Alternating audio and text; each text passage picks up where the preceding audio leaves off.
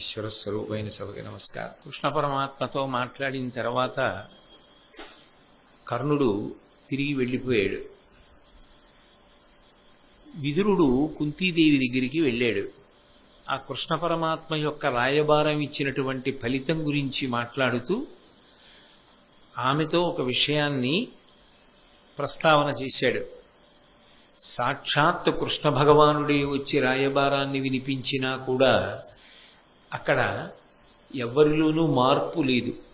యుద్ధాన్ని మానేద్దామని కానీ, సంధి చేసుకుందామని కానీ, పాండవులకు భూభాగాన్ని ఇద్దామని కానీ ఎవరూ అనుకోవడం లేదు. విశేషించి భీష్మద్రోణులు, కృపాచార్యుడు మొదలైనటువంటి వాళ్ళ యొక్క పరాక్రమ విశేషాలు ఎవ్వరికీ తెలియనివి కావు. దానికి తోడు కర్ణుడు ఎప్పుడూ కూడా భీముడు మొదలైనటువంటి వారి మీద పగబట్టి ఉంటాడు. ఇన్ని కారణముల చేత యుద్ధము జరిగి తీరుతుంది. ఈ యుద్ధంలో కురువంశ సంబంధమైనటువంటి వీరులతో పాటుగా భూమి మీదున్న అనేక మంది వీరులు పడిపోతారు. ఇంత మానవ క్షయానికి సంబంధించినటువంటి ఈ ఘోరమైన యుద్ధాన్ని ఆపడానికి ఇంకా ఏ విధమైనటువంటి అవకాశమూ కనపట్టలేదు. కళ్ళ ముందు జరిగేటటువంటి వంశక్షయాన్నంతటినీ కూడా చూడవలసి రావడం బాధాకరమైన విశేషమని విదురుడు ఆ కుంతీదేవితో మాట్లాడి వెళ్ళిపోయాడు. కుంతీదేవి పరివేదన పొందింది. భారత యుద్ధం జరుగుతోంది అంటే ప్రధాన కారణం దుర్యోధనుని యొక్క మౌఢ్యం. మనం పాండవులని గెలవగలము అనేటటువంటి ఒక నిశ్చితాభిప్రాయం. అయితే అలా గెలవగలము అనడానికి ఎదురు బలాన్ని కూడా ఆలోచన చేస్తారు కదా. అవతల వైపు భీముడున్నాడు, ఇటు దుర్యోధనుడున్నాడు, అటు అర్జునుడున్నాడు, ఇటు కర్ణుడున్నాడు. కుంతీదేవికి సంబంధించినంత వరకు ఒక సమస్య ఉంది. కుంతీదేవి కర్ణుడు తన కుమారుడు అని చెప్పి ఉంటే అసలు ఈ భారత యుద్ధం జరిగే అవకాశం లేదు. ఆమె ఎంతకాలం నుంచో ఈ విషయాన్ని గుప్తంగా ఉంచింది. అప్పుడే కృష్ణ పరమాత్మ కర్ణుడితో చెప్పి వెళ్ళిపోయాడన్న విషయం కుంతీదేవికి తెలియదు. నా వంతు కర్తవ్యంగా నేను కర్ణుడితో నీవు నా కుమారుడవు అన్న మాట చెప్తే ఆఖరి నిమిషంలోనైనా అతని మనసు మార్చుకుని పాండవుల వైపుకి వచ్చేస్తే దాని చేత ఇంత వంశక్షయం జరగడానికి అవకాశం ఉండదు. కళ్ళ ముందు ఇంతమంది మహావీరులు, అందున పెద్దలైనటువంటి భీష్మద్రోణాదులు, కడుపున పుట్టిన కర్ణుడు, ఇంతమంది నశించిపోవలసినటువంటి అగత్యం ఏర్పడదు. ఇంకా తాను చెప్పకపోతే ఈ జరిగేటటువంటి వంశక్షయంలో తనకి కూడా కొంత పాత్ర ఉన్నట్లవుతుందని ఆమె పరివేదన పొంది కర్ణుడితో ఇక యథార్థాన్ని చెప్పేయాలి. ఇంకా ఇప్పుడు కూడా చెప్పకపోతే ఈ వంశక్షయానికి నేను కూడా కారణమైపోతాను, ఆ పాపం పంచుకోవలసి వస్తుందేమో అని మనసులో పరితాపం పొందిందో ఏమో ఆమె. కర్ణుడు ఎక్కడున్నాడు అని అడిగింది. కర్ణుడు తెల్లవారుజామున గంగానదిలో స్నానం చేసి వెన్నుపాం చురుక్కుమనే వరకు కూడా జపం చేస్తాడు. వెన్నుపాం చురుక్కుమనే వరకు అంటే నా ఉద్దేశం ఏమిటంటే ఎండ కొద్దిగా పైకి ఎక్కే వరకు అని. అప్పుడు కదా వీపు మీద పడుతుంది ఎండ. వీపు మీద పడే పర్యంతము ఆయన జపం చేస్తూ ఉంటాడు. ఆ జపం చేస్తున్నంతసేపు సమాధినిష్టలో ఉంటాడు. కర్ణుడు గంగానది ఒడ్డున స్నానం చేసి జపనిష్టలో ఉన్నాడు అని చెప్పారు. తిన్నగా ఆ గంగానది దగ్గరికి వెళ్ళింది. ఆయన స్నానం చేసి కూర్చుని జపం చేసుకుంటున్నాడు. ఆయన వెనక్కాతలే కూర్చుంది ఆవిడ. కొంతసేపు అయిన తర్వాత ఆయన బహిర్ముఖుడయ్యాడు. 4 దిక్కుల వంక చూశాడు. వెనక కుంతీదేవి కనపడింది. ఆమె పాండవుల యొక్క తల్లి. పాండవులు తనకు శత్రువులు కావచ్చుగాక, కానీ పాండవులను కల్ల తల్లి. ఆ కారణం చేత వెంటనే ఆమెకి నమస్కరించాడు. ఆ నమస్కారం చేసినప్పుడు పరమ గౌరవంతో అభివాదం చేస్తూ ప్రవర చెప్పినప్పుడు తాను అధిరథులు రాధాదేవి యొక్క కుమారుడను అని చెప్పి ప్రవర చెప్పి నమస్కారం చేశాడు. వింది కుంతీదేవి. విని వెంటనే ఆవిడంది, నాయనా నువ్వు ఇప్పుడు ప్రవరలో చెప్పినట్లుగా నిజానికి ఆ రాధాదేవికి అధిరథుడకు జన్మించినటువంటి వాడివి కావు. నువ్వు నా కుమారుడివి. నేను కుంతిభోజుడి దగ్గర పెరిగాను. దుర్వాసో మహర్షి ఇచ్చినటువంటి వరప్రభావంగా నిన్ను నేను పుత్రుడిగా పొందాను. అందుకని నువ్వు నాకు సూర్యుడికి కలిపి జన్మించినటువంటి వాడివి. కాబట్టి ధర్మరీత్యా పాండురాజు గారికి పెద్ద కుమారుడి అవుతావు. కాబట్టి నువ్వు పాండవుల పక్షానికి వచ్చి చేరిపోతే ఇక ఈ యుద్ధం జరగవలసినటువంటి అగత్యం ఉండదు. విశేషించి నువ్వు పెద్దవాడివి కనుక పట్టాభిషిక్తుడవై ఈ పుడమినంతటినీ కూడా నువ్వు ఏలుదువుగానివి. కాబట్టి పాండవుల పక్షానికి వచ్చేయవలసింది ఏంది? ఇదే కృష్ణుడు కూడా చేసిన ప్రతిపాదన. కానీ ఎదురుగుండా నిలబడినటువంటి వారు మారారు. ఇత పూర్వం కృష్ణుడు ఉన్నాడు, ఇప్పుడు కుంతీదేవి ఉంది. వెంటనే కర్ణుడు ఆమెను ఉద్దేశించి మాట్లాడడానికి సిద్ధపడుతుండగా సూర్యమండలంలోంచి ఒక వాక్కు వినపడింది. నాయనా, కుంతీదేవి ఏది చెప్పిందో అది సత్యం. కాబట్టి నీ తల్లి అయినటువంటి కుంతీదేవి చెప్పినటువంటి మాటనే నువ్వు మనసులో పాటించి చక్కగా నిర్ణయాన్ని తీసుకున్నట్లయితే అందరికీ కూడా శ్రేయోదాయకం అవుతుంది. కాబట్టి ఆమె చెప్పినటువంటి మార్గంలో నడువు అని సూర్యమండలంలోంచి వినపడింది. కానీ కర్ణుడు కుంతీదేవి వంక తిరిగి ఒక మాట అన్నాడు. క్షత్రియ సంస్కారమునకు పాత్రముగా నీవు నన్ను పాటింపవు. ఇహాముత్ర ఫలములకు నీకే పుత్రుడనని వచ్చుటింక పోలుని చెప్పుమా. అమ్మా, నువ్వు నన్ను కన్నప్పుడు నేను నీ కుమారుడను అన్న విషయాన్ని లోకానికి చెప్పలేదు. నేను నీ కుమారుడనైతే నువ్వు నాకు ఎటువంటి సంస్కారములను అందించవలసి ఉంటుందో అటువంటి సంస్కారములను నువ్వు నాకు అందించలేదు. నేను వాళ్ళ కడుపున పుట్టకపోయినా నేను వాళ్ళ కుమారుడనని పెంచి పెద్ద చేసి నాకు సంస్కారములను అందించినటువంటి వాళ్ళు అధిరథుడు, రాధాదేవి. కాబట్టి ఇప్పుడు నేను నీ కుమారుడను అని చెప్పినంత మాత్రం చేత ఇహము పరము ఎలా సంప్రాప్తిస్తాయి? చాలా పెద్ద ప్రశ్న వేశాడు, చాలా గంభీరమైనటువంటి ప్రశ్న వేశాడు. ఇహము, ఇక్కడ సుఖం ఎలా కలుగుతుంది? ఇప్పుడు నువ్వు ఇది చెప్పావు, నేను చెప్పి పాండవుల వైపుకి వచ్చా. ఇన్నాళ్ళు కుంతీదేవి ఎందుకు చెప్పలేదు ఈ విషయాన్ని, ఎందుకు దాచిపెట్టింది అన్న ప్రశ్న వస్తుందా రాదా? ఈ విషయం ఇంతకు ముందు కుంతీదేవి చెప్పి ఉంటే జరిగిపోయినటువంటి అనర్థములు చాలా జరగకుండా ఉండేవి కదా అన్న ప్రశ్న వస్తుంది. పైగా ఇక్కడ పాండవులు చేసిన ప్రతిజ్ఞలు కొన్ని ఉన్నాయి. ఆ ప్రతిజ్ఞలు ఎలా నెరవేర్చుకోగలుగుతారు ఇప్పుడు?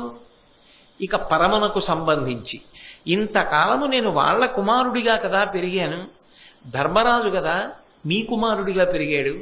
పాండురాజు గారు మరణించినప్పుడు చెయ్యవలసినటువంటి కార్యములన్నీ కూడా ఎవరు చేశాడు? తండ్రిని ఉద్దేశించి ధర్మరాజు గారు చేశాడు.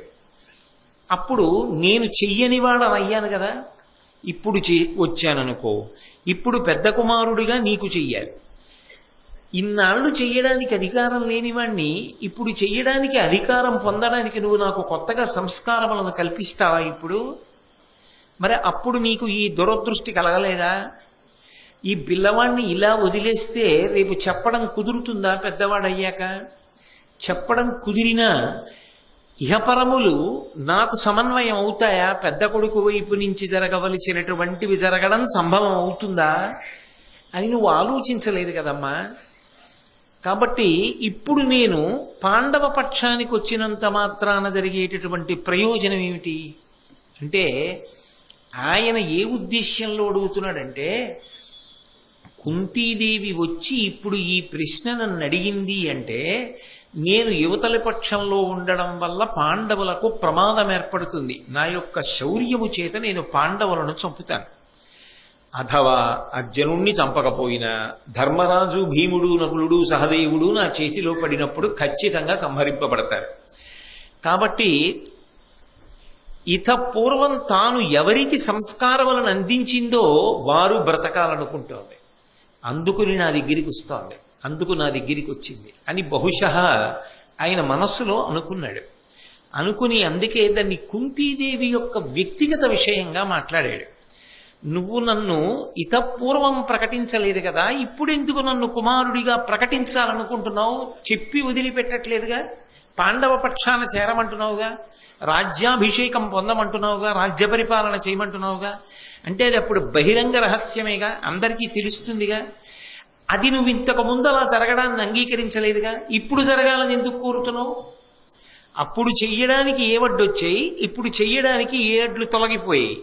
అంటే ఆయన వరకు ఆయన ఆలోచన ఏమిటి అంటే, యుద్ధంలో ఇది నాకు పాండవులకు సంబంధించిన ప్రశ్నగా, ఆరుగురిని కన్న తల్లిగా ఆమె ఏం ఆలోచిస్తోంది అంటే, ఒక్కరిని పోగొట్టుకోవడం కూడా తల్లికి ఇష్టం ఉండదు.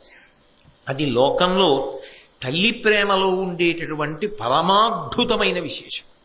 నా దగ్గర 100 రూపాయలు ఉన్నాయనుకోండి, ఓ 10 రూపాయలు పోయి అనుకోండి, పోతే పోయేలే 10 రూపాయలు, ఏదో 90 రూపాయలు వీలై అనుకుంటాను.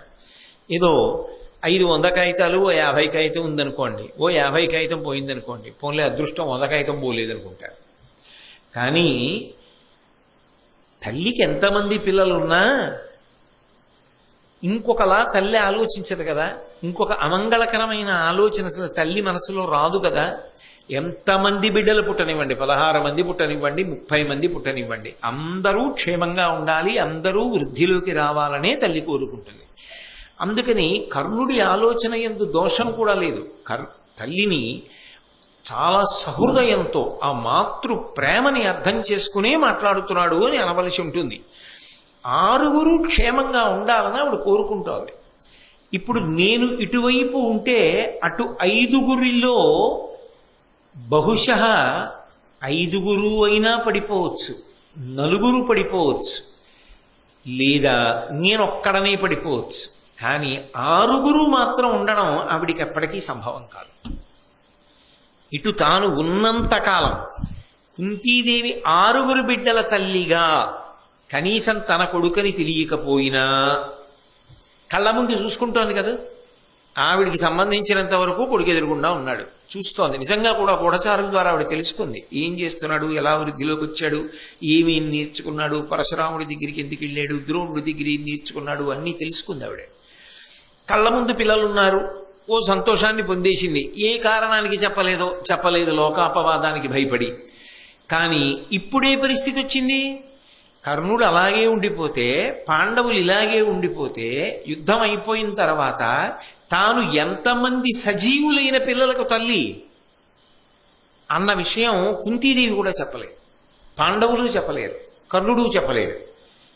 అప్పుడు ఈ పాపం నాది కాదా, ఇది చెప్పుంటే 6గురు బతుకునేమో, అలాగా అది కర్ణుడికి వస్తాడేమో, రాకపోతే నా తప్పు లేదు కదా, కనీసం నాకు 6గురు బ్రతకాలనే కదా నేను కోరుకున్నాను అన్న విషయంలో తనకి ఒక తృప్తి ఉండాలని, 6గురు బ్రతికి ఉండాలని బహుశಃ ఈమె నా దగ్గరికి వచ్చి ఉంటుంది అని కర్ణుడు అనుకున్నాడు.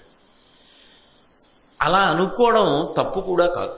ఎందుకని అంటే ఒక తల్లి యొక్క హృదయం ఎలా ఉంటుంది అన్నదాన్ని మనసులో పెట్టుకుని మాత్రమే కర్ణుడు మాట్లాడుతున్నాడు. కాబట్టి కర్ణుడు ఆ విషయంలో ఏదో దోషభూయిష్టంగా మాట్లాడాడు అని చెప్పడానికి అవకాశం ఏం లేదు. అందుకే ఒకవేళ మేము 6గురం బతికినా అమ్మా నువ్వు కోరుకున్నట్టు, అప్పుడు నేను పెద్దవాణ్ణి కదా, నేను పెద్దవాళ్ళను కాబట్టి ఇహము పరము రెండింటినీ చూడాలి కదా. నువ్వు పట్టాభిషేకం ఇహం మాట్లాడుతున్నావు, నాకు రాబోయేది మాట్లాడుతున్నావు పరం.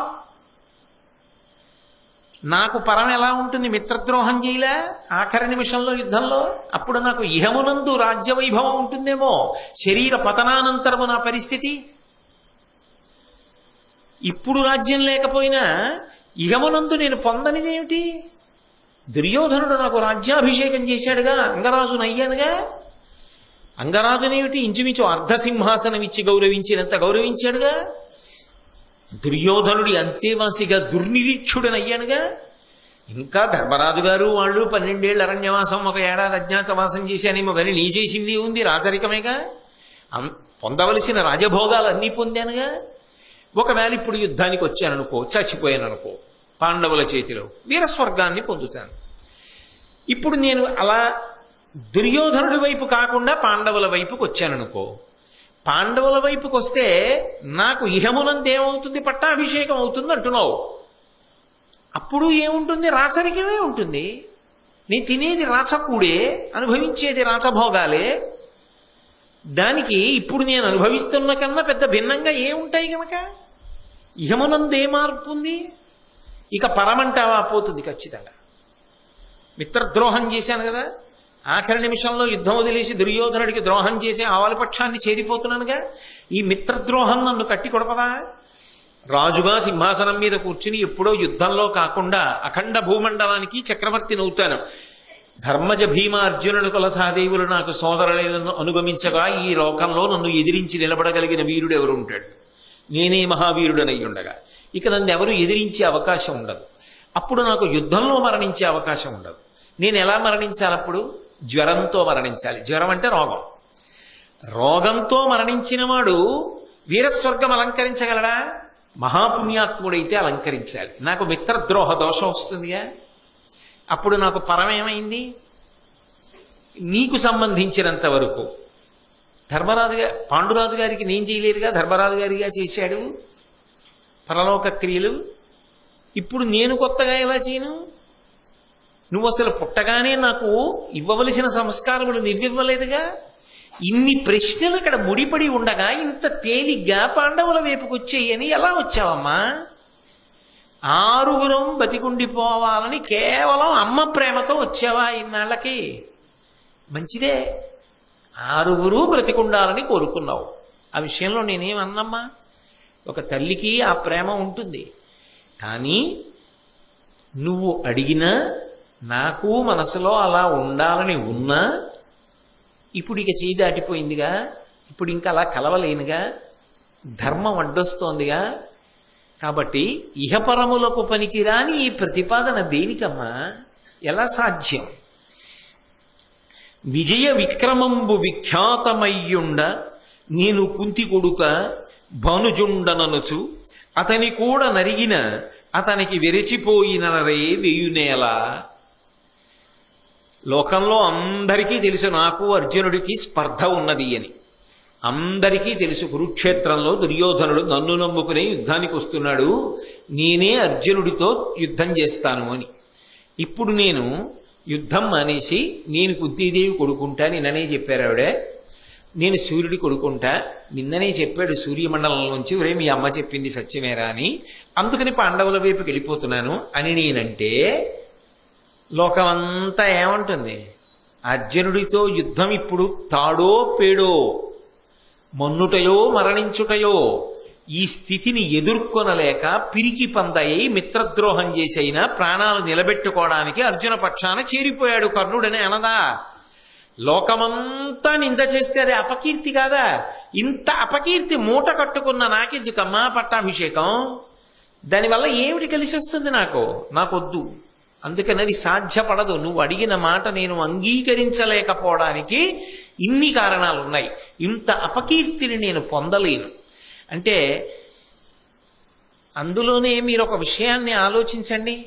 కుంతీదేవి ముందెందుకు చెప్పలా? కన్యాగర్భం అపకీర్తి వస్తుందనేనా? అపకీర్తిని భరించడానికి నీకున్న భయం నీకే కొడుకు నేను నాకుండదా? తల్లి పోలికి ఉండదా ఆ విషయంలో? సూర్యుడిన్నాళ్ళు ఎందుకు చెప్పలా? ఆయన అందుకేగా చెప్పలా. నీకే అపకీర్తి వస్తుందో అని చెప్పలేదో, తనకు అపకీర్తి వస్తుందని చెప్పలేదో, మొత్తం మీద చెప్పలేదుగా.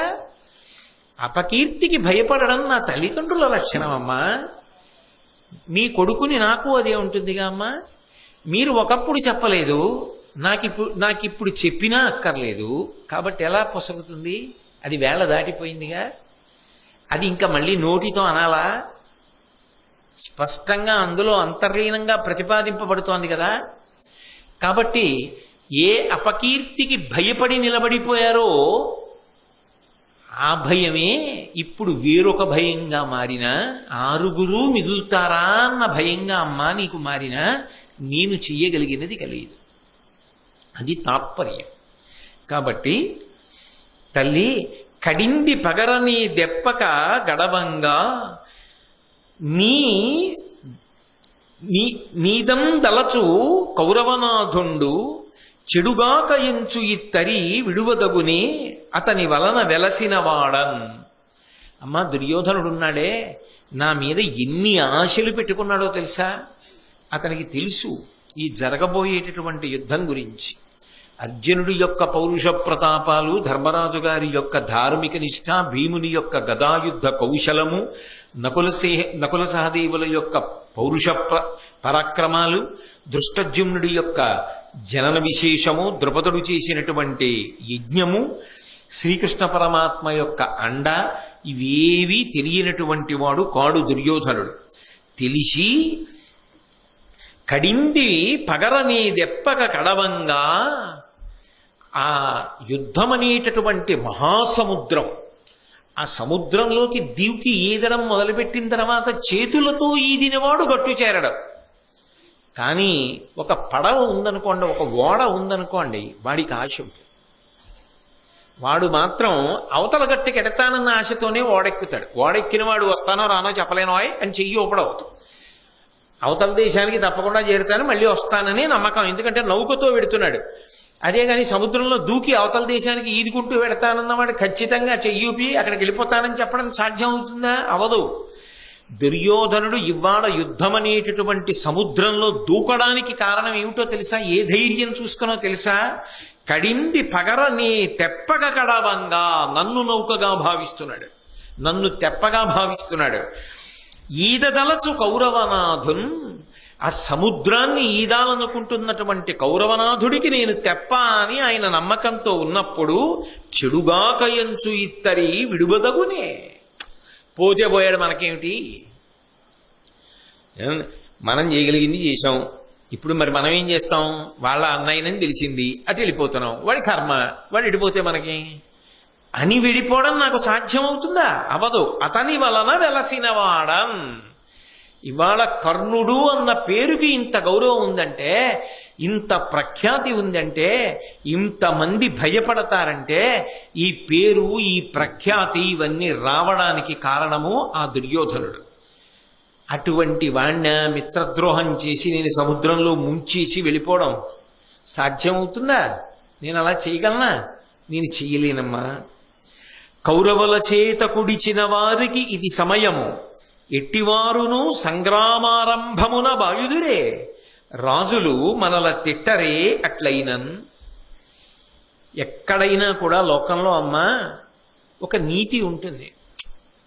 ఆ ఇంటి కూడు తిన్నాం అంటే, ఆ ఇంటి అన్నం తిన్నాం, వాళ్ళు పెట్టిన భోజనం చేశాం, వాళ్ళకే ద్రోహం చేయడమా?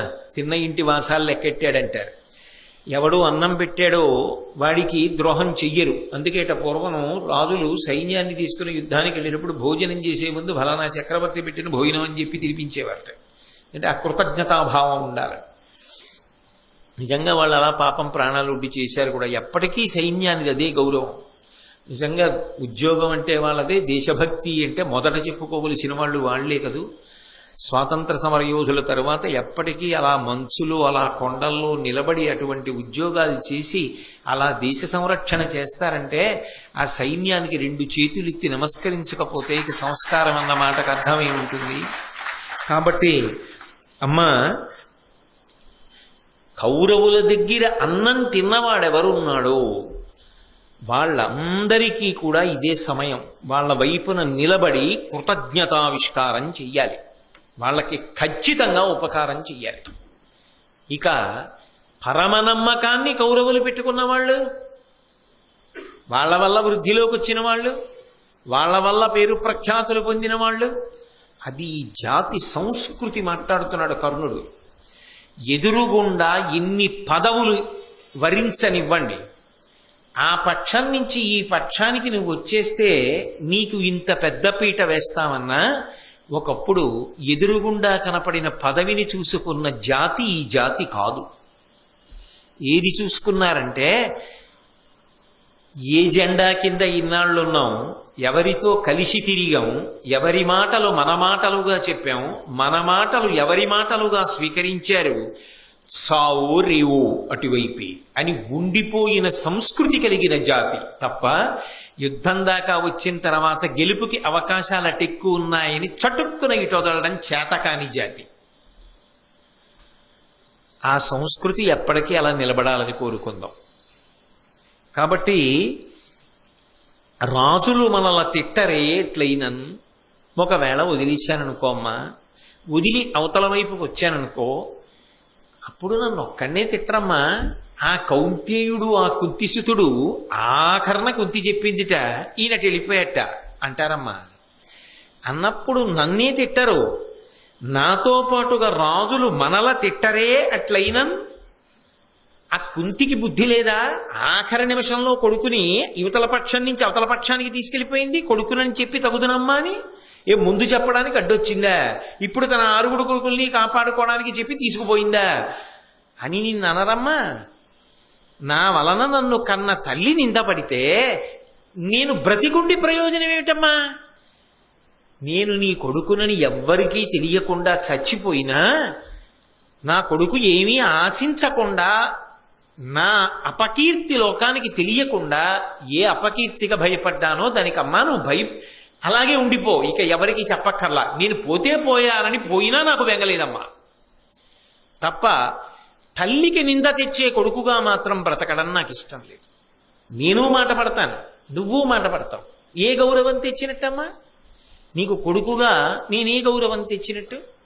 కాబట్టి ఎందుకమ్మా దానివల్ల ఉపయోగం ఏమిటి అంటే, ఒక్కటి మీరు బాగా గమనించాలి. ఆయన రాధాదేవి పట్ల ఎంత ప్రేమ భావన ఆవిష్కరించాడో, ఎంత గౌరవాన్ని ఆవిష్కరించాడో, కుంతీదేవి పట్ల కూడా నిజానికి అంత భక్తిని, అంత కృతజ్ఞతను ఆవిష్కరిస్తున్నాడు. నిజంగా కర్ణుడే తలుచుకుంటే ఇలా మాట్లాడాలనేం లేదు, ఎంత పరుషంగానైనా మాట్లాడచ్చు. భారత కథనంతటిని వెనక్కి తిప్పి తీసుకొచ్చి తను పడిన మానసిక క్లేశం, తాను పోగొట్టుకున్నది, తనకి ఎన్నిసార్లు కుంతి ఈ మాట చెప్పనందుకు జీవితంలో ఈ విషయం అడ్డుపడి తను ఎదగలేకపోవడం సరిగదా శాపాలు పొందాడు. చివరికి అవి తనని ఎన్నిసార్లు కాట్లు వేశాయో చెప్పి, దీనికి నువ్వు కాదా బాధ్యురాలి అని అడగచ్చు. అడుగుతాడు, ఏమవుతుంది? గుండెలు బాదుకుని ఏడుస్తుంది, నిజమేరా నాన్న, నా వల్లే ఇవన్నీ అంటుంది. బతుకుతాడా? యుద్ధానికి వెళ్ళి చెప్పాడుగా కృష్ణుడితో, బతుకుతాడా? పోని అలాగని యుద్ధం మానట్టు వెళ్ళగలడా? మరి అని ప్రయోజనం ఏమిటి? ఎందుకు ఇంకా ఉండడు అన్న విషయం ఆయనకే తెలిసిపోతోంది స్పష్టంగా.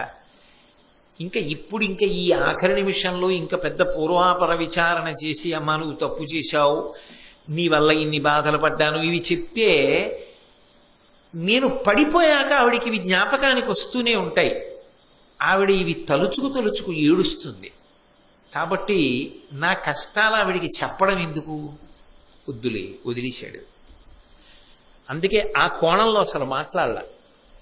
కర్ణుడి యొక్క మాతృభక్తికి 2 చేతులెత్తి నమస్కారం చెయ్యొద్దు. ఆయన ఎందుకు కొన్ని దోషములు ఉండవచ్చు, కానీ ఆయనలో ఉన్నటువంటి అద్భుతమైన సుగుణములు కొన్ని ఉన్నాయి. అందుకే ఆయన వేరొక కోణంలో అసలు మాట్లాడలేదు. మాట్లాడుతూ, మనని తిడతారు కదమ్మా లోకం, కాబట్టి వద్దు తల్లి, నీ పలుకెంత బోలినను నిర్ణయమిట్టిద కాని ఒండు లేదు. ఈ పని మీద భారమున నీవిట వచ్చితిగాన, పాండవుల్ సేపడిరేని చంప అరసేయక చెప్పెద, సవ్యసాచిపై కోపము పెద్ద, వాడు సమకూరిన బిట్టర చంపుతుంజుమి. పెద్ద కొడుకు అని చెప్పిందిగా, తమ్ముడుగా వాడు. ఇప్పుడు కుంతీదేవితో అంటున్నాడు, నీ పలుకెంత బోలినను. అమ్మా నువ్వు ఎన్ని చెప్పు, ఈ ప్రసంగం ఇంతకన్నా అనవసరం. పైగా ఇది ఏమైనా ఎంత ఏకాంత సమావేశమైనా, ఎంత ఒక్క కుంతీదేవితోనే మాట్లాడుతున్నా, అది ఇక ఎవరూ రారు అన్న ప్రదేశం కాదు. ఏదో తెల్లవారుదామనంటే అక్కడ కర్ణుడు జపం చేసుకుంటాడా స్నానఘాట్లోని, బహుశా అక్కడికి ఎవరు రారేమో. కానీ పొద్దెక్కిపోయిన తర్వాత కర్ణుడు కూడా లేచి వెళ్ళిపోతాడని అందరికీ తెలుసు. కాబట్టి జనం మసిలే సమయం. ఇప్పుడు నువ్వు నాతో ఇది ఎక్కువ మాట్లాడడం, నీతో నేను ఎక్కువ మాట్లాడడం కూడా మంచిది కాదు. అందుకని నువ్వు ఎన్ని చెప్పు, ఇంతే కదా చెప్తావు. నా నిర్ణయం మాత్రం ఒకటేనమ్మా, దీనికి కొనసాగింపుగా నువ్వు ఎన్ని మాట్లాడినా అమ్మా, నిర్ణయం ఇట్టద కాని ఉండులేదు. నేను కౌరవుల వైపే ఉండి యుద్ధం చేస్తానన్నది వినా నా నిర్ణయమునందు మార్పు రాదు.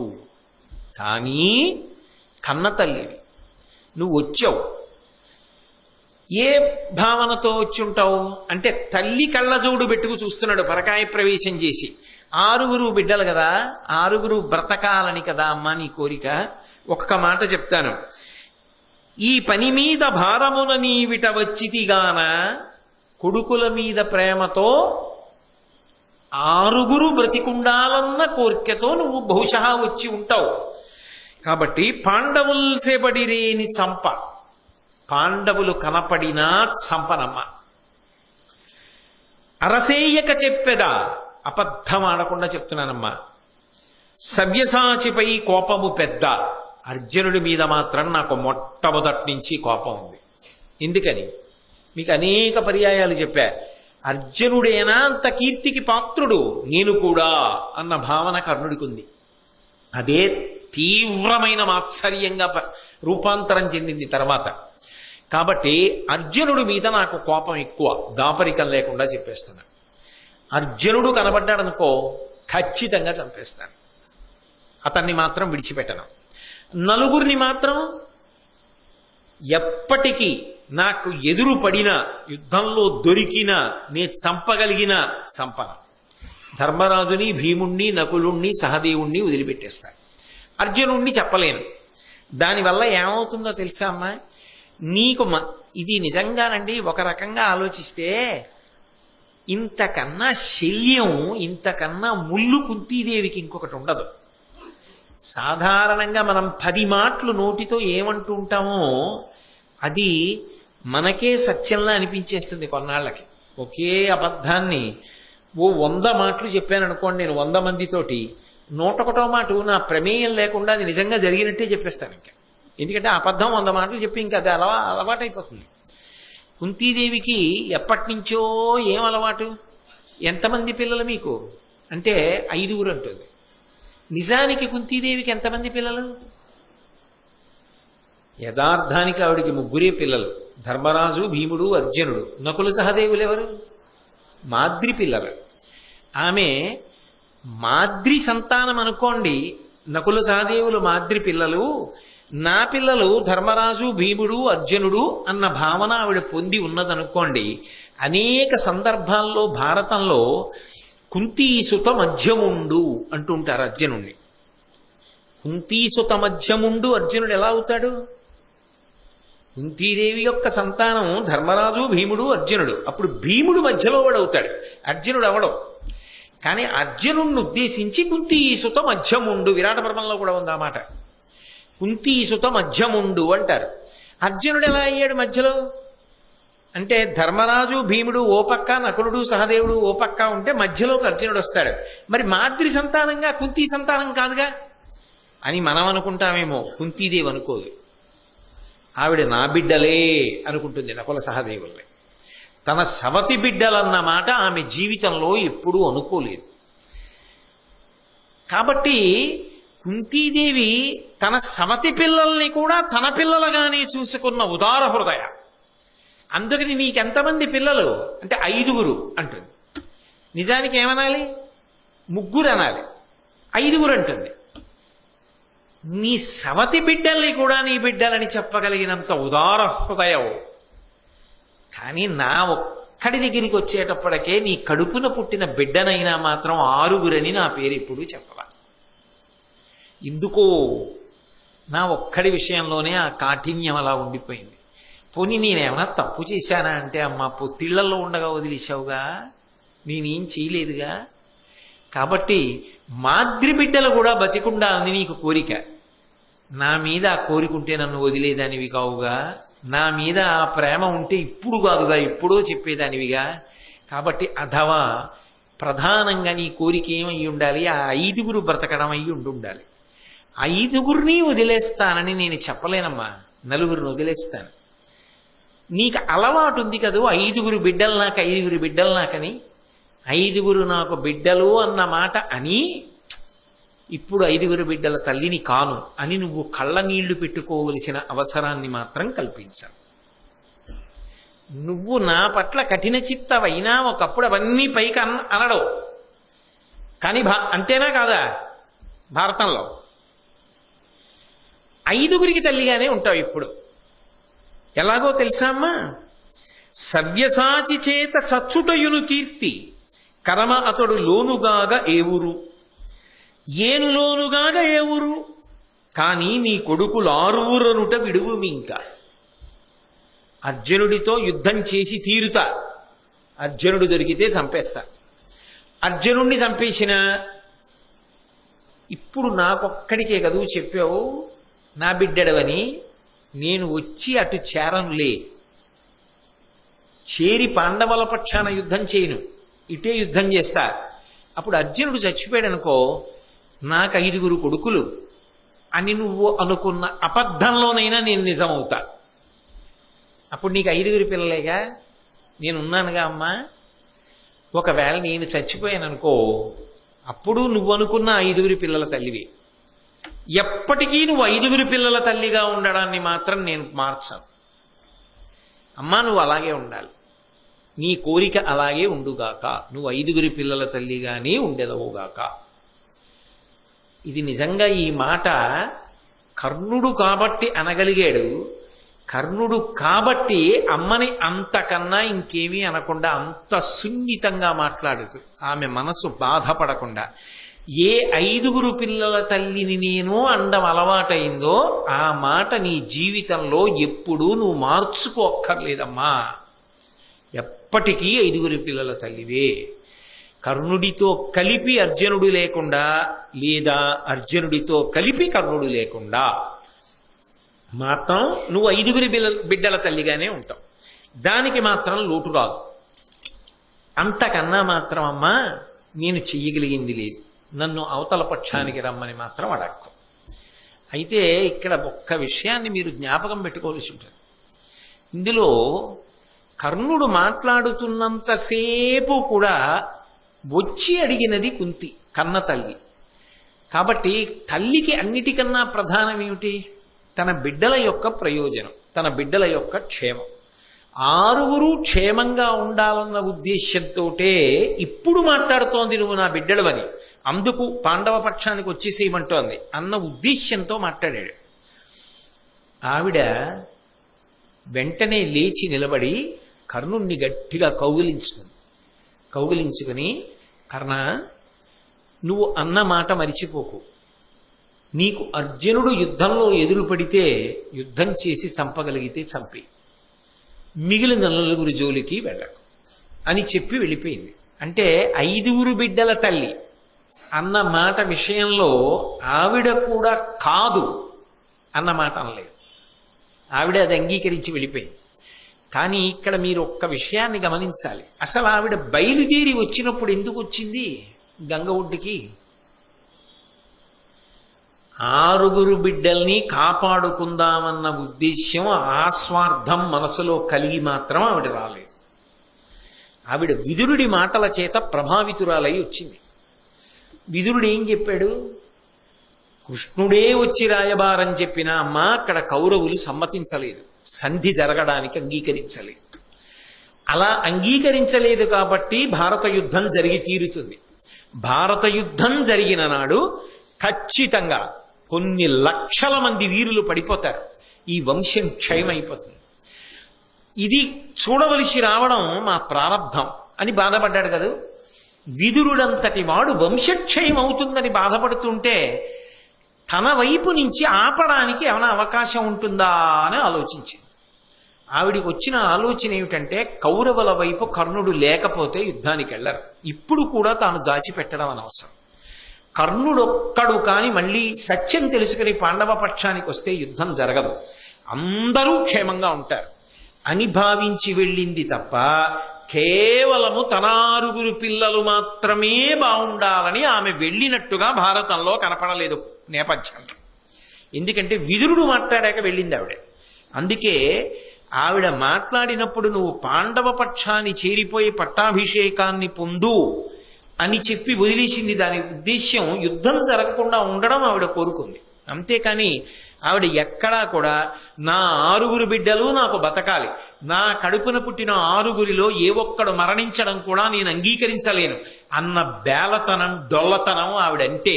అర్జునుడు చచ్చిపోయినా నాకు పర్వాలేదు, ఘోరరణంలో మీ ఇద్దరు ఉత్తమమైన శౌర్యంతో పోరాడండి.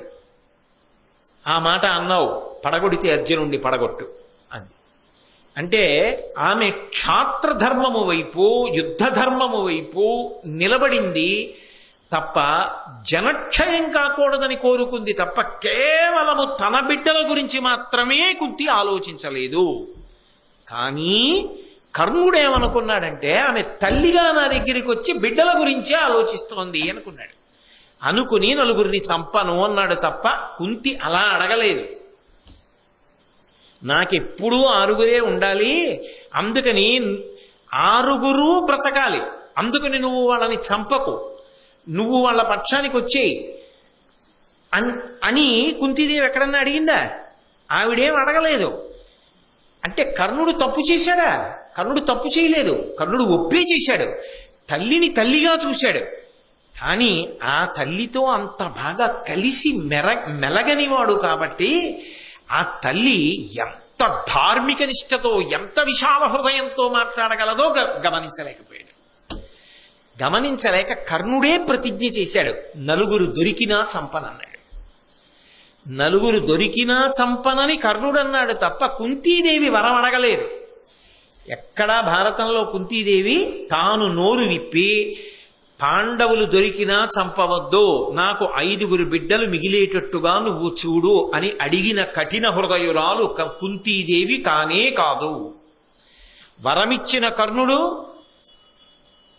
ఆయన ఏమి తప్పు చేసి ఇచ్చినవాడు కాడు. ఆయన కూడా అమ్మతనాన్ని దృష్టిలో పెట్టుకుని పరమ ప్రేమతో ఆ వరాన్ని ఇచ్చాడు. ఆయన వరకు ఆయన భావన నిజం, కుంతి వరకు కుంతి భావన నిజం. కర్ణుడు ఆ మాట అనేసిన తరువాత ఆమె వాదనకి దిగలేదు. ఇది ఇంతే భగవత్ సంకల్పము అంది. అంటే నేను వచ్చి మాట్లాడినది ఒకటైతే నీకు ఒకలా అర్థమై ప్రతిజ్ఞ చేశావు. అంటే ఒక్క విషయం అర్థమైపోతోంది, ఖచ్చితంగా నువ్వు ఆ పాండవ పక్షానికి రావు, కౌరవ పక్షాన ఉంటావు, జనక్షయం జరుగుతుంది, వంశక్షయం అవుతుంది. కానీ అమ్మ ప్రేమని దృష్టిలో పెట్టుకుని 5 ఉంటారని నువ్వు అన్నావు. ఆ మాట కాదని అమ్మతనానికి నేను మచ్చ తెచ్చుకోలేను, కాబట్టి అలాగే చెయ్యి అని. ఇప్పుడు కుంతి వరకు కుంతి చాలా గొప్పది, కర్ణుడి వరకు కర్ణుడు చాలా గొప్పవాడు. పాడైపోయిన వాడెవరు? దుర్యోధనుడు. ఎందుకు పాడైపోయాడు? ఆవిడ ఎందుకు వచ్చిందో కర్ణుడు సరిగ్గా అర్థం చేసుకుని ఉంటే ఈ మాట అనక్కర్లేదు, నేను ఇప్పుడు రాలేనని వదిలిస్తే సరిపోయి. అదే జరిగి ఉంటే ధర్మరాజు గారు దొరికాడు కర్ణుడికి ఒకసారి. ఇంకొకలా భారతంలో ఏమైనా జరిగి ఉంటే భారతం ఏమైపోతుంది? ఇంకా ధర్మం ఎలా నిలబడుతుంది? ధర్మపక్షం ఎలా నిలబడుతుంది? ప్రచోదయాత్, ఆలోచనలనిచ్చేది పరమేశ్వరుడే. అందుకే అప్పటికి కుంతిని చూడగానే కర్ణుడికి ఒకలా ఆలోచన వచ్చింది, అమ్మగా వచ్చింది అనుకుని 9 చంపనని ప్రతిజ్ఞ చేశాడు. చేసిన వాడు దుర్యోధనుడికి వెళ్ళి చెప్పాడా? దుర్యోధన, నేను ప్రతిజ్ఞ చేశానయ్యా, పాండవుల్లో 9 చంపను, అర్జునుడు ఒక్కడినే చంపుతాను. భీష్ముడు ఎంత స్పష్టంగా చెప్పేశాడో, ద్రోణుడు ఎంత స్పష్టంగా చెప్పేశాడో, కర్ణుడు అంత స్పష్టంగా దుర్యోధనుడికి చెప్పేశాడా? చెప్పలేదు. చెప్పకపోవడం వల్ల ఆయన ఏమనుకుంటున్నాడంటే 5 ఎవరినైనా కొడతాడు, అర్జునుడు ప్రధానుడు తప్ప అనుకుని యుద్ధానికి వెళ్ళాడు. ఈయన ప్రతిజ్ఞ ఈయన గుర్తుపెట్టుకుని పాలించాడు. ఈయన అలా పాలిస్తాడని తెలియక యుద్ధానికి వచ్చి వాడు చెడిపోయాడు.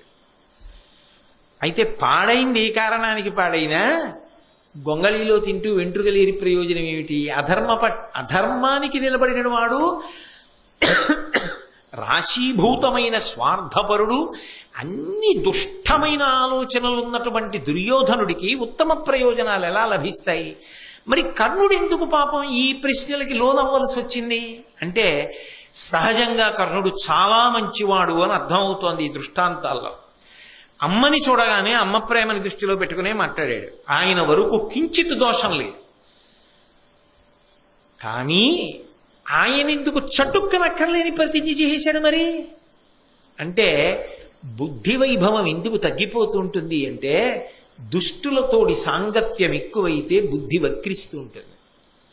దుర్యోధనుడితోటి సాంగత్య దోషం ఏం చేసిందంటే ఒక విషయాన్ని ఇంకొక విషయంలో అర్థం చేసుకుని తొందరపడి మాటిచ్చాడు, అడగని వరం ఇచ్చాడు తప్ప కుంతి అడిగితే వచ్చిన వరం కాదు.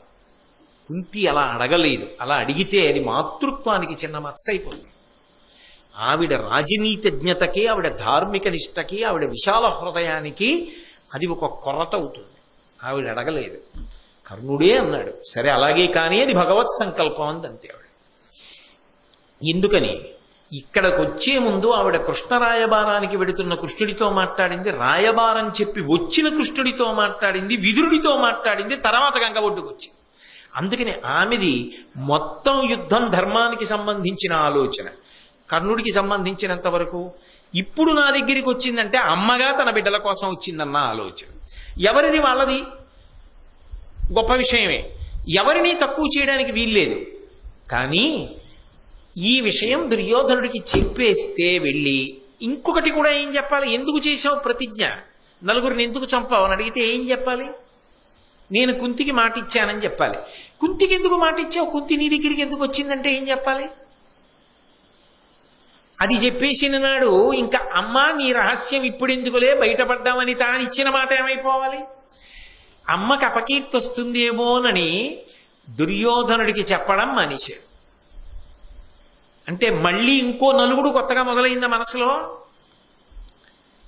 అందుకే నేను చెప్పింది, భారతంలో కర్ణుడు ఎప్పుడు ఏకాంతంగా ఎవరిని కలిసినా ఇంకొంచెం బాధపడిపోవడానికి, ఇంకో వారం నిద్రపోవడానికి కావలసిన సరుకులు తెచ్చుకుంటాడు.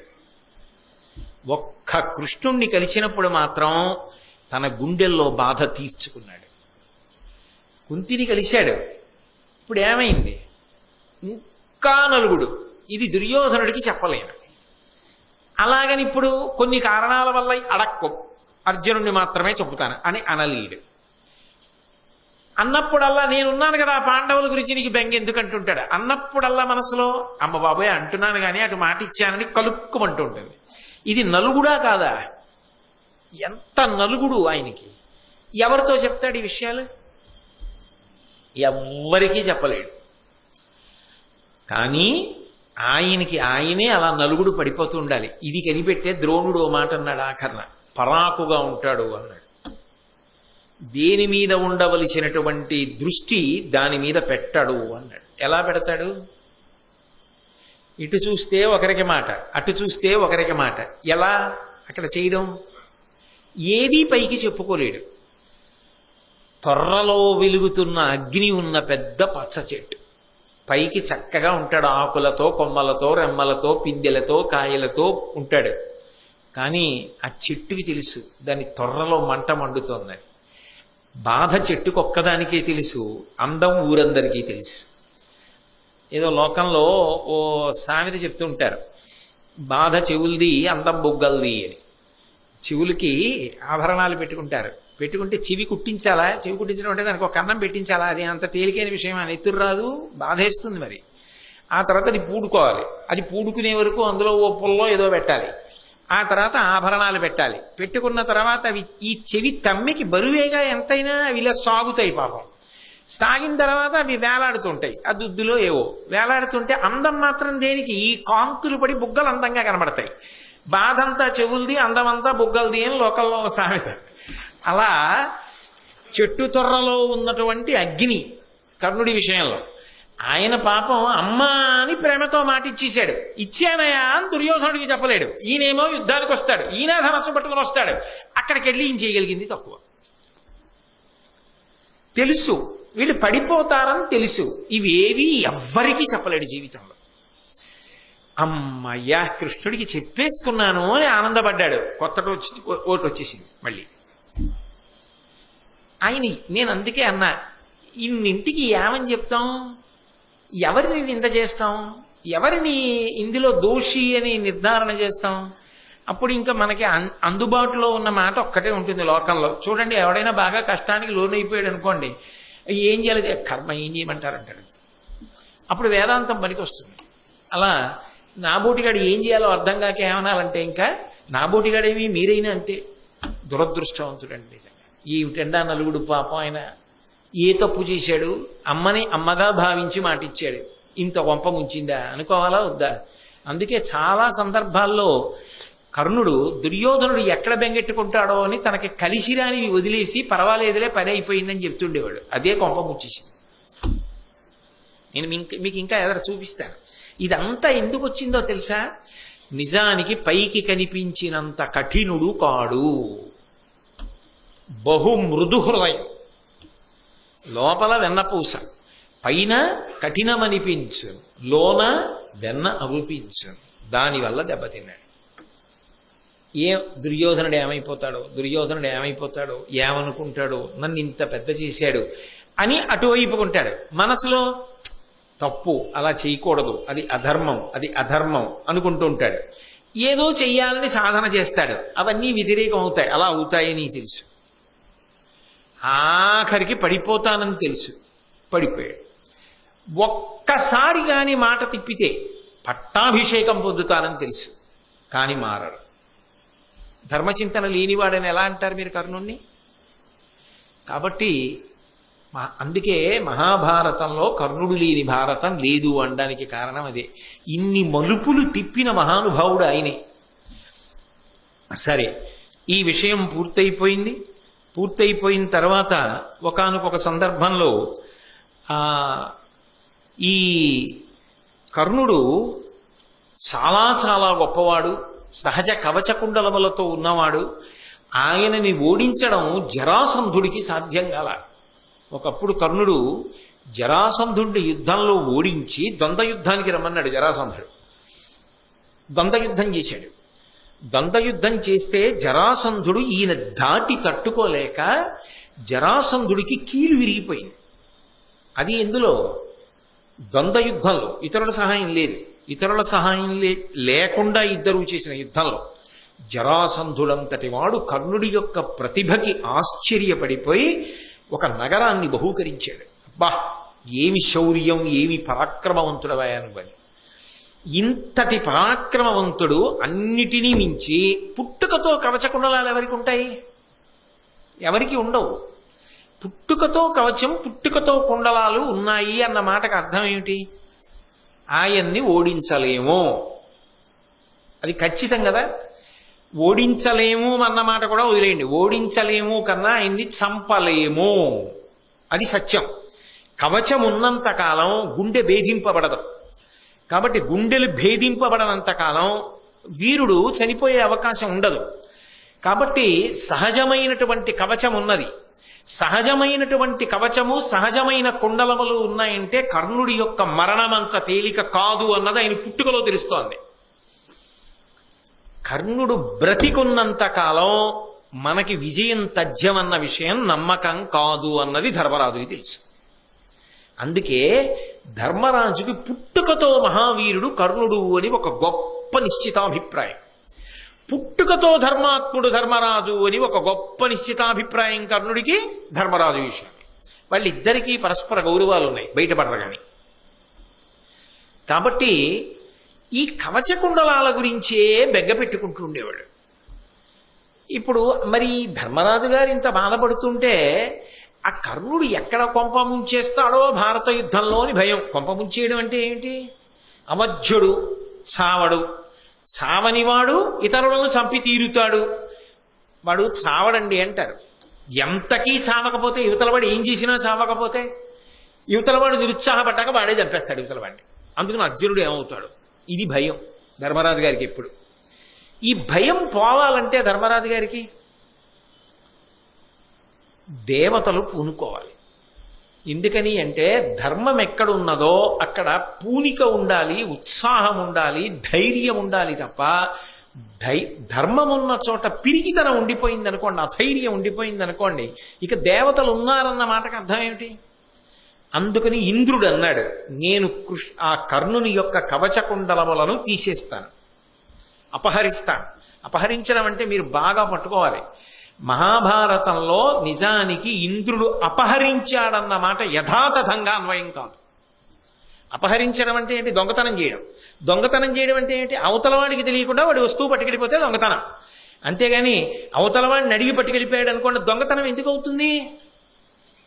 అయ్యా, ఈ పుస్తకం ఏమిటో రోజు మీరు చూస్తున్నారు, నాకు ఇచ్చేద్దరు ఆ పుస్తకం నేను చదువుకుంటానన్నారు అనుకోండి, మీరు నేను ఏదో ఒక చోట భారతం ఆపుతాను కదా, ఆపినప్పుడు ఈ పుస్తకం నాకు ఇచ్చేద్దరు అన్నారు అనుకోండి, అయ్యో చాలా కష్టపడి రాసుకున్నానండి అనుకున్నా, సరే చదువుకుంటానంటున్నారుగా తీసుకోండి అని నేను ఈ పుస్తకం ఇచ్చేసాను అనుకోండి. ఇచ్చేస్తే మీరు నా పుస్తకాన్ని అపహరించారని ఎలా అంటాం? మీరు నన్ను అడిగారు, ఇచ్చేశాను. ఓని చాగంటి కోటేశ్వరరావు గారికి ఒక బలహీనత ఉందండి, తెల్ల పంచ, తెల్ల లాల్చి, తెల్లటి ఉత్తరీయం వేసుకొస్తే పుస్తకం అడిగితే కాదండి ఇచ్చేస్తాడు అలా కనబడితే మాత్రం. అంటే మీరు అలా బట్టలు కట్టుకుని వచ్చారనుకోండి, నేను ఇచ్చేసాను అనుకోండి, అప్పుడు మాత్రం అపహరించారా? కాకపోతే వేషం మీరు మార్చుకున్నారు, నన్ను అడిగే పుచ్చుకున్నారు, నాకు తెలియకుండా మాత్రం నా పుస్తకం పట్టుకెళ్ళిపోలేదు కదా. కానీ కవచకుండలములను ఇంద్రుడు అపహరించెను అన్న మాట భారతంలో వచ్చింది. అసలు నిజానికి ఆ మాట ఎందుకు వచ్చింది? అసలు అలా ఎందుకు రావాలి? అలా అపహరించాడు ఆయన. ఆ కోణంలో జాగ్రత్తగా ఆ ఘట్టాన్ని పరిశీలనం చేసే ప్రయత్నం చేయండి. ఎందుకనంటే భారతంలో పైకి కనపడినంత తేలికగా ఉండదు విషయం, లోపల ఏదో ఉంటుంది అంతరార్థం. ఇంద్రుడు కర్ణుని యొక్క సహజముగా ఉన్నటువంటి కవచకుండలములను తీసుకుపోవాలనుకున్నాడు, అపహరించాలనుకున్నాడు. పోని దొంగతనం చెయ్యాలనుకున్నవాడు అందరికీ తెలిసేటట్టు చేస్తాడా? ఎందుకు చేస్తాడు? అందరికీ చెప్పాడు అనుకోండి, ఎదురింటికి వెళ్ళి పక్కింటికి వెళ్ళి అందరికీ సంక్షిప్త సందేశాలు పెట్టి ఇవాళ రాత్రి 12 గంటలకు నేను ఫలానా ఇంట దొంగతనం చేయబోతున్నాను అని చెప్తాడా? ఎవ్వరికీ చెప్పకుండా చేస్తే దొంగతనం కదా. రేపు ఇంద్రుడు వస్తాడు కవచకుండలాలకని సూర్యుడికి కూడా తెలుసు. అంటే పెదవి దాటితే కదా పృథివి దాటుతుంది. అది దొంగతనానికి సంబంధించిన వ్యూహం అందులో ఉన్నట్ట లేదు కదా. అయితే అప్పుడు ఏమనాలి మరి దాన్ని? అంటే తేలిక మార్గం ఏమిటంటే పుత్రవ్యామోహము దేవతలకే వదలదు అని ఆరోపించాలి. అప్పుడు మన పుత్రవ్యామోహానికి కూడా మనకు ఒక చిన్న ఉపశాంతి ఉంటుంది. అలా ఎందుకండి అపహరించాడు అంటే ధర్మరాజు గారు బెంగపెట్టుకున్నాడు. దేనికి బెంగపెట్టుకున్నాడు? కర్ణుడు అర్జునుడిని చంపేస్తాడేమో. అప్పుడు అర్జునుడి గురించి అన్నగారే బెంగెట్టుకుంటే అర్జునుడికి తండ్రి గారైన ఇంద్రుడు గారు ఎంత బెంగపెట్టుకోవాలి? అందుకని అయ్యో ఒరే వాళ్ళ అన్నయ్య బెంగెట్టుకుంటున్నాడు, మరి తండ్రిని నేను ఏదో చెయ్యాలి కదా. పాండురాజు గారు చచ్చిపోయాడు పాపం, మరి ఇంద్రుడు ఏదో చెయ్యాలిగా. అందుకని అర్జునుడి మీద వ్యామోహంతో ఇంద్రుడు వెళ్ళాడు. మరి అప్పుడు కర్ణుడికి తండ్రి ఎవరు? సూర్యుడు. కర్ణుడి మీద వ్యామోహంతో సూర్యుడు వచ్చి చెప్పేశాడు. అప్పుడు దేవతలకి కూడా పుత్ర వ్యామోహం ఉందిగా, ఏం మా అబ్బాయి గురించి ఆలోచిస్తే ఏమిటి తప్పు అని నేను సరిపెట్టుకోవడానికి నాకు ఉపశాంతి దొరుకుతుంది. అసలు భావాన్ని అపహరించడం సహజ కవచకుండల అపహరణ. నిజంగా అంతమందికి తెలిసి దొంగతనాలు చేస్తారా? అందులో ఉన్న భావన అదే. ఇంద్రుడికి తెలిసి ఉన్నది. ఇంద్రుడు రేపు నేను వెళ్తున్నాను, రేపు కర్ణుడి దగ్గర కవచకుండలాలు కొట్టేద్దాం అనుకుంటున్నాను అన్నాడు. సూర్యుడికి తెలిసిపోయింది. సూర్యుడికి తెలిసిపోయిందంటే ఇంద్రుడు ఎవరితో అంటాడు? దేవసభలో ఎవరితోనో అనాలి. వాళ్ళు వెళ్ళి సూర్యుడికి చెప్పేశారు. అంటే ఇప్పుడు అది దొంగతనం అవుతుందా? ఇంకోటికి చెప్పి చేసింది అసలు ఎలా అవుతుంది? అది ఎలా దానికి అపహరణం అన్న మాట అన్వయం చేద్దాం మనం? సరే పోనీ కథాపరంగా కాసేపు అలా పక్కన పెట్టి కథను ఆలోచించండి. సూర్యుడికి తెలిసింది. సూర్యుడికి సహజంగా ఏమిటి? ఒక లక్షణం ఉంటుంది, ఆయన పరమాత్మ దైవం. తనని నమ్ముకున్నవాడెవరో వాడు అన్యాయం అయిపోతుంటే ఆయన చూస్తూ ఊరుకోడు. అందున ఇప్పటికే కొంత అన్యాయం అయిపోయి ఉన్నాడు అనుకోండి, ఆయనకి ఇంకా ఆదుకోకపోతే మనసు ఊరుకుంటుందా? ఇప్పటికే చెప్పలేదుగా కర్ణుడు నా కొడుకని, చెప్పనందుకు అన్యాయం అయిపోయాడుగా పాపం. చెప్పకుండా ఇంకా ఎక్కడుంటాడు? పైగా ఆయనకి ఆపద వస్తుంటే ఎలా ఊరుకుంటాడు? ఆ సూర్యుడిని ఉపాసన చేసి వచ్చినవాడు కదా కర్ణుడి యొక్క అవతారం. కాబట్టి సూర్యుడి ముందు పరిగెత్తుకుంటూ వచ్చాడు బ్రాహ్మణ వేషంలో. ఆ వచ్చినప్పుడు కూడా ముందు సూర్యుడిగా రాలేదు, అది విచిత్రం. ముందు బ్రాహ్మణుడిగా వచ్చాడు. వచ్చి కర్ణుడి ముందు నిల్చున్నాడు. అయ్యా ఎవరు మీరు, ఏం కావాలి, ఎందుకు వచ్చారు అని అడిగాడు. అడిగితే వెంటనే సూర్యుడు అన్నాడు కర్ణుడిని ఉద్దేశించి, అమృతమయంబు శివ్యసుగుణాకర ఈ మహనీయ వస్తుయుగ్మము ఇవి ఉండునేని త్రిజగంబులయందు అశేష శత్రులోకమునకు నీవు వజ్రుడవు కావు. నిరంతర సౌఖ్య సాంద్ర మోదమున వెలుంగుదువు ఏనిది హితంబుగ చెప్పితే మోసపోకుమి. చాలా జాగ్రత్తగా పరిశీలించాలి పద్యాన్ని మీరు. అమృతమయంబు సువ్వే సుగుణాకర, సుగుణములకు ఆలమైనటువంటి వాడా, సముద్రము వంటివాడా, ఓ కర్ణ, నీ దగ్గర ఉన్నటువంటి 2 వస్తువులు అమృతమయములు, అమృతముతో తడిసి ఉన్నాయి. అందుకని అవి ఉన్నంత కాలము ఈ మహనీయ వస్తు యుగ్మము ఇవి యుండునేని త్రిజగంబులయందు అశేష శత్రులోకమునకు నీవు వజ్జుడవు కావు. ఈ కవచమున్నదే ఇది అమృతమయం. నీకున్న కుండలములున్నాయే అమృతమయములు.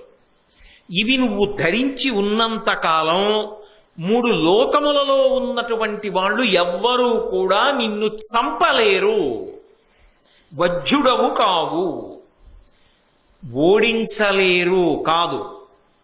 మీరు బాగా పద్యాన్ని జాగ్రత్తగా పట్టుకోవాలి. సూర్యుడు మాట్లాడుతున్న మాట 3 లోకములలో నిన్నెవ్వరూ ఓడించలేరు అన్న మాట నిజమైతే ఘోషయాత్రలో గంధర్వులు ఎలా ఓడించారు? అర్జునుడు ఎలా ఓడించాడు? అంటే ఓడించగలరు, చంపలేరు. అంటే అవి ఉంటే కర్ణుడు ఏం చేయొచ్చు? ఎన్ని మాటలైనా ఓడిపోయి బతకచ్చు. అవి పోతే ఏమవచ్చు? ఒక్కసారి చచ్చిపోయి గొడవలు తీర్చేసుకోవచ్చు. అది తేడా. అవి ఉన్నంతకాలం చావడం, ఎన్ని మాటలైనా ఓడిపోతాడు. ఓటమికి ఏం ఇబ్బంది లేదు. అవి ఏం చెయ్యవు, ఓడిపోతాడు, పారిపోతాడు. చచ్చిపోవడం మాత్రం ఉండదు. ఆయన కోరిక ఏమిటి? అర్జునుడిని చంపాలి. అర్జునుడి చేతిలో చచ్చిపోకుండా ఓడిపోయి పారిపోయి బతికేస్తే ఏమిటి ఆయనకి? ఇన్ని మాటలలా. కాబట్టి అవధ్యుడవు నువ్వు 3 లోకములలో ఉన్నటువంటి వారు ఎవ్వరూ కూడా నిన్ను చంపలేరు అంతవరకే తప్ప నిన్ను యుద్ధంలో ఓడించలేరన్నమాట మాత్రము అన్వయము కాదు. అవి ఉన్నంతకాలం. కాబట్టి ఎవడైనా లోకంలో ఏం కోరుకుంటాడు? బ్రతికియుండిన సుఖములు పడయవచ్చు. బతికుంటే సుఖాలు పొందొచ్చు, బతికుంటే ఇవాళ ఓడిపోతే రేపు గెలవచ్చు. అందుకే కదా గంధర్వుల దగ్గర పారిపోయాడు. ఎందుకు పారిపోయాడు? అప్పటికి ఇంకా యుద్ధం చేసినా సుఖం లేదు. పారిపోతే తర్వాత ఓ రోజు ఇంకో అవకాశం వస్తుంది. అది కదా ఎదురు చూశావు. నువ్వు బ్రతకడం ఈ కవచకుండలాల మీద ఆధారపడింది. కానీ అవి ఎంత గొప్ప సౌఖ్యాన్ని ఇస్తాయో, ఎంత సుఖాన్ని ఇస్తాయో, అంత గొప్పవైన కారణం చేతనే అంత గొప్పవాడొకడు వీటిని తీసుకోవడానికి వస్తున్నాడు. ఆయన ఎవరో కాదు, ఇంద్రుడు వస్తాడు. కాబట్టి నాయనా చాలా జాగ్రత్తగా ఉండు సుమా. అవి రేపు అడుగుతాడు సుమా, వచ్చి ఇవ్వకు సుమా. వాటి మీద నీ బ్రతుకు ఆధారపడింది. అవి కాని పోయాయా ఓటమే కాదు, చచ్చిపోతావు కూడా. నువ్వు ఓడిపోవడం ఒకటే అని చెప్పడం కుదరదు, చచ్చిపోతావు కూడా. చంపేయచ్చప్పుడు నిన్ను. కాబట్టి జాగ్రత్త, ఇవ్వవద్దు అనగానే కర్ణుడికి ఆశ్చర్యం వేసింది. ఈయనకెందుకు ఇంత ప్రేమ? ఇవి అమృతమయములు, నాయనా నువ్వు చచ్చిపోకూడదురా, నువ్వు బతికుండాలరా నాన్న, నువ్వు 10 కాలాలు ఉండాలరా, ఈ కవచకుండలాలు ఇచ్చేయకురా నాన్న, రేపు వచ్చి ఎవడో అడుగుతాడురా నాన్న, ఇన్ని చెప్పడం కేవలం ఇంటికొచ్చినటువంటి ఒక వ్యక్తికి అవసరమా? కాబట్టి కాదు, ఇంకేదో కూడా ఈయన అందుకు చెప్తున్నాడు అని అనుమానం వస్తుందా రాధా కర్ణుడికి? అందుకని అడిగాడు, అయ్యా మీరు ఇలా బ్రాహ్మణ వేషంలో వచ్చారు కానండి, మీ మాటలను బట్టి నాకు అర్థమవుతున్నది ఏమిటంటే మీరు కేవలము బ్రాహ్మణుడు మాత్రమే కాదు, నా ప్రాణముల మీద, నా జీవితం మీద ఆసక్తి కలిగినటువంటి ఎవరో దైవస్వరూపం. నన్ను కాపాడడానికి వచ్చారు చెప్పడానికి. మీరెవరో తెలుసుకోవచ్చా అని అడిగాడు. అమ్మో, వాళ్ళు మాట్లాడుకోవడాలు కూడా ఎంత గుంభరంగా ఉంటాయో చూడండి. అక్కడికి పని అయిపోతే వెళ్ళిపోదాం అనుకున్నాడు సూర్యుడు. కానీ ఈయన ఇలా అడిగాడు కదూ. మరి ఎలాగైనా ముందు కొడుకుని రక్షించుకోవాలి, భక్తుణ్ణి రక్షించుకోవాలి, ఆయన కవచకుండా వాళ్ళని నిలబెట్టాలి. అందుకని తన యథార్థ స్వరూపాన్ని చూపించాడు. అనుడు అతడేను సూర్యుడా, మనమున నీయందు కలుగు మక్కువ కజ్జం బొనరగనుపదేశింపగ చనుదించితి అనిన అతడు సంభ్రమమొప్పన్. నేను సూర్యభగవానున్నయ్యా, కేవలముగా నీకు ఒక మంచి ఉపకారం చేసి పెట్టాలి అని చెప్పి ఇక్కడికి వచ్చాను, మంచి మాటలు చెప్పాలి అని వచ్చాను. అందుకని వచ్చినవాడు ఎవరైనా నువ్వు చెప్పిన మాట విని ఆగిపోతే నాకు పని అయిపోతుంది కాబట్టి వెళ్ళిపోదాం అనుకుంటున్నాను. కానీ మీరు ఎవరో దేవుడయ్యి ఉంటారు, దేవత అయి ఉంటారు, నా యందు మక్కువ కలిగిన వారు అయి ఉంటారు, లేకపోతే ఇలా ఎందుకు వస్తారు మీరెవరని అడిగావు. అందుకని నేనెవరో చెప్పవలసి వచ్చి నా రూపాన్ని చూపించాను. నేను సూర్యుడిని కాబట్టి నా మాట విను అని చెప్పి ఆయన ఉన్న విషయాన్నంతటినీ చెప్పాడు. దేవేంద్రుడు నీకు సహజముగా ఉన్న కవచకుండలములను అపహరించాలని ప్రయత్నం చేస్తున్నాడు. కాబట్టి ఆయన రేపటి రోజున వస్తాడు. వచ్చి నీ కవచకుండలములను దానముగా అడుగుతాడు. బ్రాహ్మణ వేషంలో వస్తాడు. ఎందుకంటే నీకు ఒక వ్రతం ఉంది. నువ్వు స్నానం చేసి జపం చేసుకుని ఇంటికొచ్చి సూర్యోపాసన పూర్తి చేసే లోపల ఇంటి ముందు నిలబడి ఎవరు ఏది అడిగినా బ్రాహ్మణులకు లేదనకుండా దానమిస్తాం. అందుకే రేపు బ్రాహ్మణ వేషంలో వస్తున్నాడు ఇంద్రుడు. వచ్చి ఇవి అడుగుతాడు. నువ్వు ఆ సమయంలో కాదు అని అనవు కాబట్టి అలాగే ఇచ్చేస్తానని ఇచ్చేస్తావు కూడా. అవి సహజముగా ఉన్న కవచకుండలములు. అదేదో గుండీలు పిచ్చేయడానికి చొక్కా కాదు. కాబట్టి ఏం చేయాలి? కోసి ఇచ్చేయాలి. నువ్వు ఇచ్చేస్తావు కూడా. నీకున్న వ్రత పరిపాలనా నిష్ట అటువంటిది. అంటే కర్ణుడి విషయంలో ఎన్ని గొప్ప విషయాలు ఉన్నాయో చూడండి. మహానుభావుడు, ఆయనే సామాన్యుడు కాడు. అలా ఇవ్వవద్దు సుమా. వచ్చినవాడు బ్రాహ్మణుడు కాడు, ఇంద్రుడు. కపటముగా వస్తున్నాడు. నీ కవచకుండలముల కోసమే వస్తున్నాడు, నీ ప్రాణం తీయడం కోసమే వస్తున్నాడు. అంటే ఆయన ఉద్దేశం ఏమిటి తీసుకోవడంలో? నువ్వు చనిపోవాలని కదా వస్తున్నాడు. కాబట్టి నీ చావు కోరి వస్తున్నవాడు నీ దగ్గర దానం అడగగలిగిన మిత్రుడు ఎందుకు అవుతాడు? నీ క్షేమమును కోరినవాడు ఎందుకు అవుతాడు? అందుకే నిర్ద్వందముగా ఇవ్వనని చెప్పేశాయి అని సూర్యుడు చెప్పేశాడు. చెప్పేస్తే కర్ణుడు అన్నాడు సూర్యుడి వంక తిరిగి, భూసురకోటి వేడుటయు బోడిగ ప్రాణములైన నీగిన బాస దినేశ లోకమున ప్రస్ఫుటమింతయు అట్లు కాకయున్ వాసవుడట్టే నన్నడుగవచ్చు ప్రియంబడి నాకు ఒక్క బ్రాతే సురలోక వందిత మదిం కవచంబును కుండలంబులున్. ఓ సూర్య భగవానుడా, నాకు ఒక వ్రతం ఉన్నది, నాకు ఒక ప్రతిజ్ఞ ఉన్నది. నేను ప్రతిరోజు కూడా అనుష్ఠానం చేసుకుని వచ్చి ఇంట్లో సూర్యోపాసన పూర్తి చేసే లోపల ఇంటి ముందుకి ఎంతమంది బ్రాహ్మణులు వచ్చి నిలబడతారో ఆ వచ్చి నిలబడిన వారు ఎవరు ఏది అడిగితే వాళ్ళ మాట కాదనకుండా నా శక్తి కొలది దానం చేస్తాను అని నా నియమం. నాకున్న సహజమైన కవచకుండలములను ఇవ్వగలిగినది నా శక్తి. ఇవ్వను అని ఎలా అనగలను? అలా అన్ననాడు నా కీర్తి పోదా? నేను పెట్టుకున్న వ్రతం భంగమైపోదా? నేను పెట్టుకున్న ఆచారము భగ్నమైపోలేదా? అప్పుడు నాకు అపకీర్తి రాదా? అన్నమాట తప్పనా? వచ్చినవాడు ఇంద్రుడే కావచ్చు, బ్రాహ్మణ వేషంలోనే రావచ్చు, అయినా కాదని నేను అనను. ఆ సమయంలో వస్తాడు కాబట్టి అడిగితే ఇచ్చేయవలసిందే. అది నా వ్రతం అంతే. కీర్తి విడువజాల కీర్తితో మెలగంగా చావు వచ్చనేని సత్తు కాని జగములోన నెల్ల సడి కంటే చావు మేలనగబరగు మాట అనగా వినవే. కీర్తిని మాత్రం నేను విడిచిపెట్టలేను. కీర్తిని విడిచిపెట్టి కేవలముగా అపకీర్తితో బ్రతకడం నా వల్ల జరిగే పని కాదు. ఒకవేళ కీర్తి కోసం నేను ప్రయత్నం చేస్తున్న కారణం చేత నాకు చావు వస్తే కీర్తి కోసం చచ్చిపోతాను తప్ప కీర్తిని వదిలిపెట్టి అపకీర్తితో బ్రతకడానికి మాత్రం ఇష్టపడ. ఇందులో చాలా పట్టుదల కనపడుతుంది. ఏ కారణము చేత వ్రతభంగము చెయ్యను, వ్రతభంగము చేసి ప్రాణములు నిలబెట్టుకున్నాడన్న అపకీర్తిని నేను పొందను.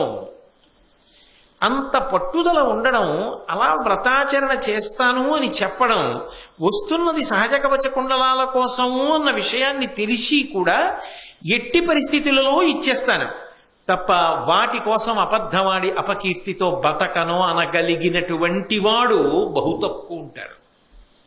అసలు కర్ణుడి కన్నా ఉంటారా అన్నది కూడా అనుమానమే. అంత ధృతి చాలా గొప్పది. అయితే నీకు కీర్తి కండుతా, ఆ కీర్తి కోసం చచ్చిపోయినా చచ్చిపోతావా అంటావేమో సూర్య భగవానుడా. ఒక్క మాట చెప్తాను విను. కీర్తి ఇచ్చు పుణ్యగతి, కీర్తియ తల్లియుబోలె బ్రోచు, సత్కీర్తియ ఆయువున్ సిరియు, కీర్తి విహీనుడచు శవంబు, దుష్కీర్తను ఎల్లచేటులను గిట్టి హరించుననండే, తొల్లి భక్తార్తిహరుండు నా బరగు అంబుజసూతి జగద్ధితంబుగన్. ఓ ఇంద్రుడా, నీకు తెలియనిదా? మనిషి సంపాదించుకున్నటువంటి కీర్తి ఏది ఉంటుందో అదే పుణ్యగతినిస్తుంది. ఎందుకంటే లోకంలో ఒక విషయాన్ని చెప్తారు.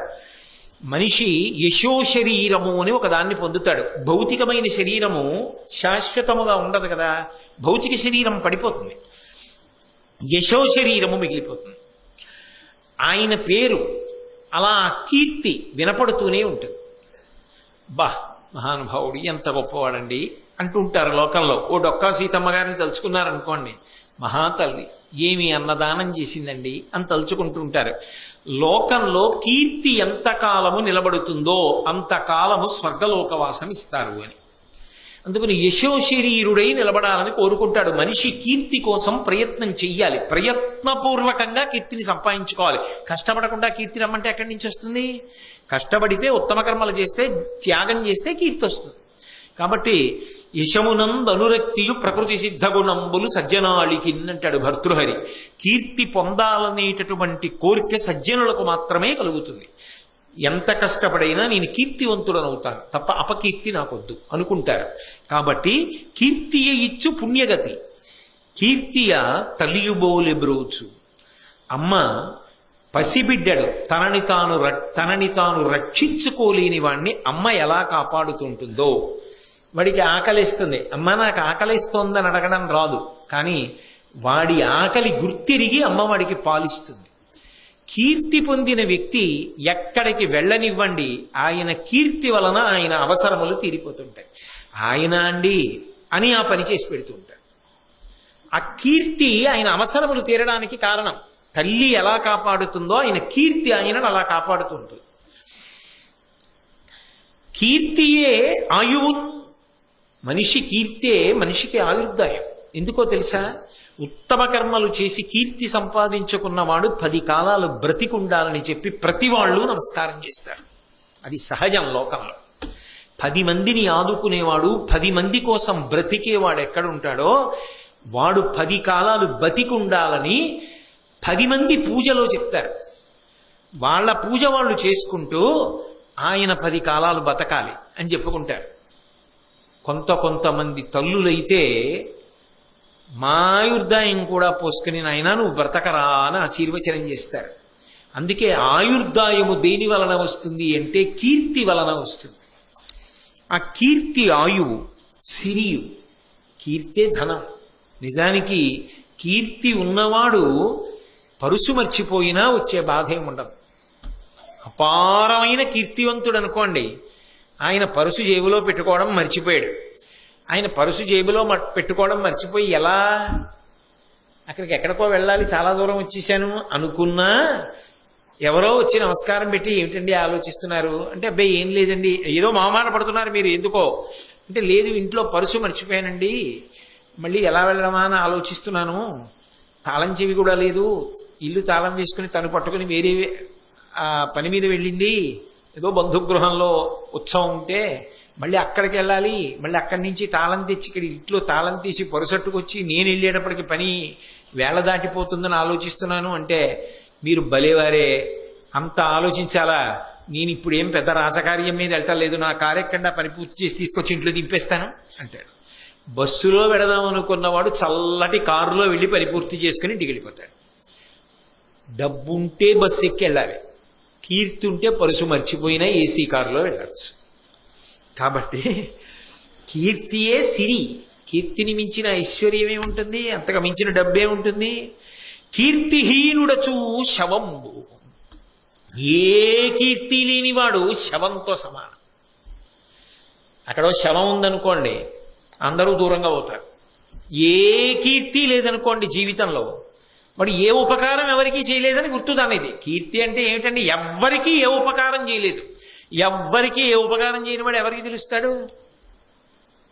ఎవ్వరికీ తెలియదు. శవాన్ని పట్టించుకోకుండా అలా పక్క నుంచి ఎలా పోతారో శవం తాలూకా వాళ్ళే పట్టించుకోవాలి. మీరు ఒక విషయాన్ని బాగా గుర్తుపెట్టుకోవాల్సింది ఉంటుంది. చాలా మందికి లోకంలో ఒక భయం ఉంటుంది, చచ్చిపోయాక ఎలా అని. చచ్చిపోయాక ఎలా అని ఆలోచించవలసిన వాళ్ళు లోకంలో ఒక్క కడుపున పుట్టిన సంతానమే. అథవా కాకపోతే చిట్ట చివర దాని గురించి ఆలోచించవలసిన వాళ్ళు పురపాలక సంఘం వాళ్ళు.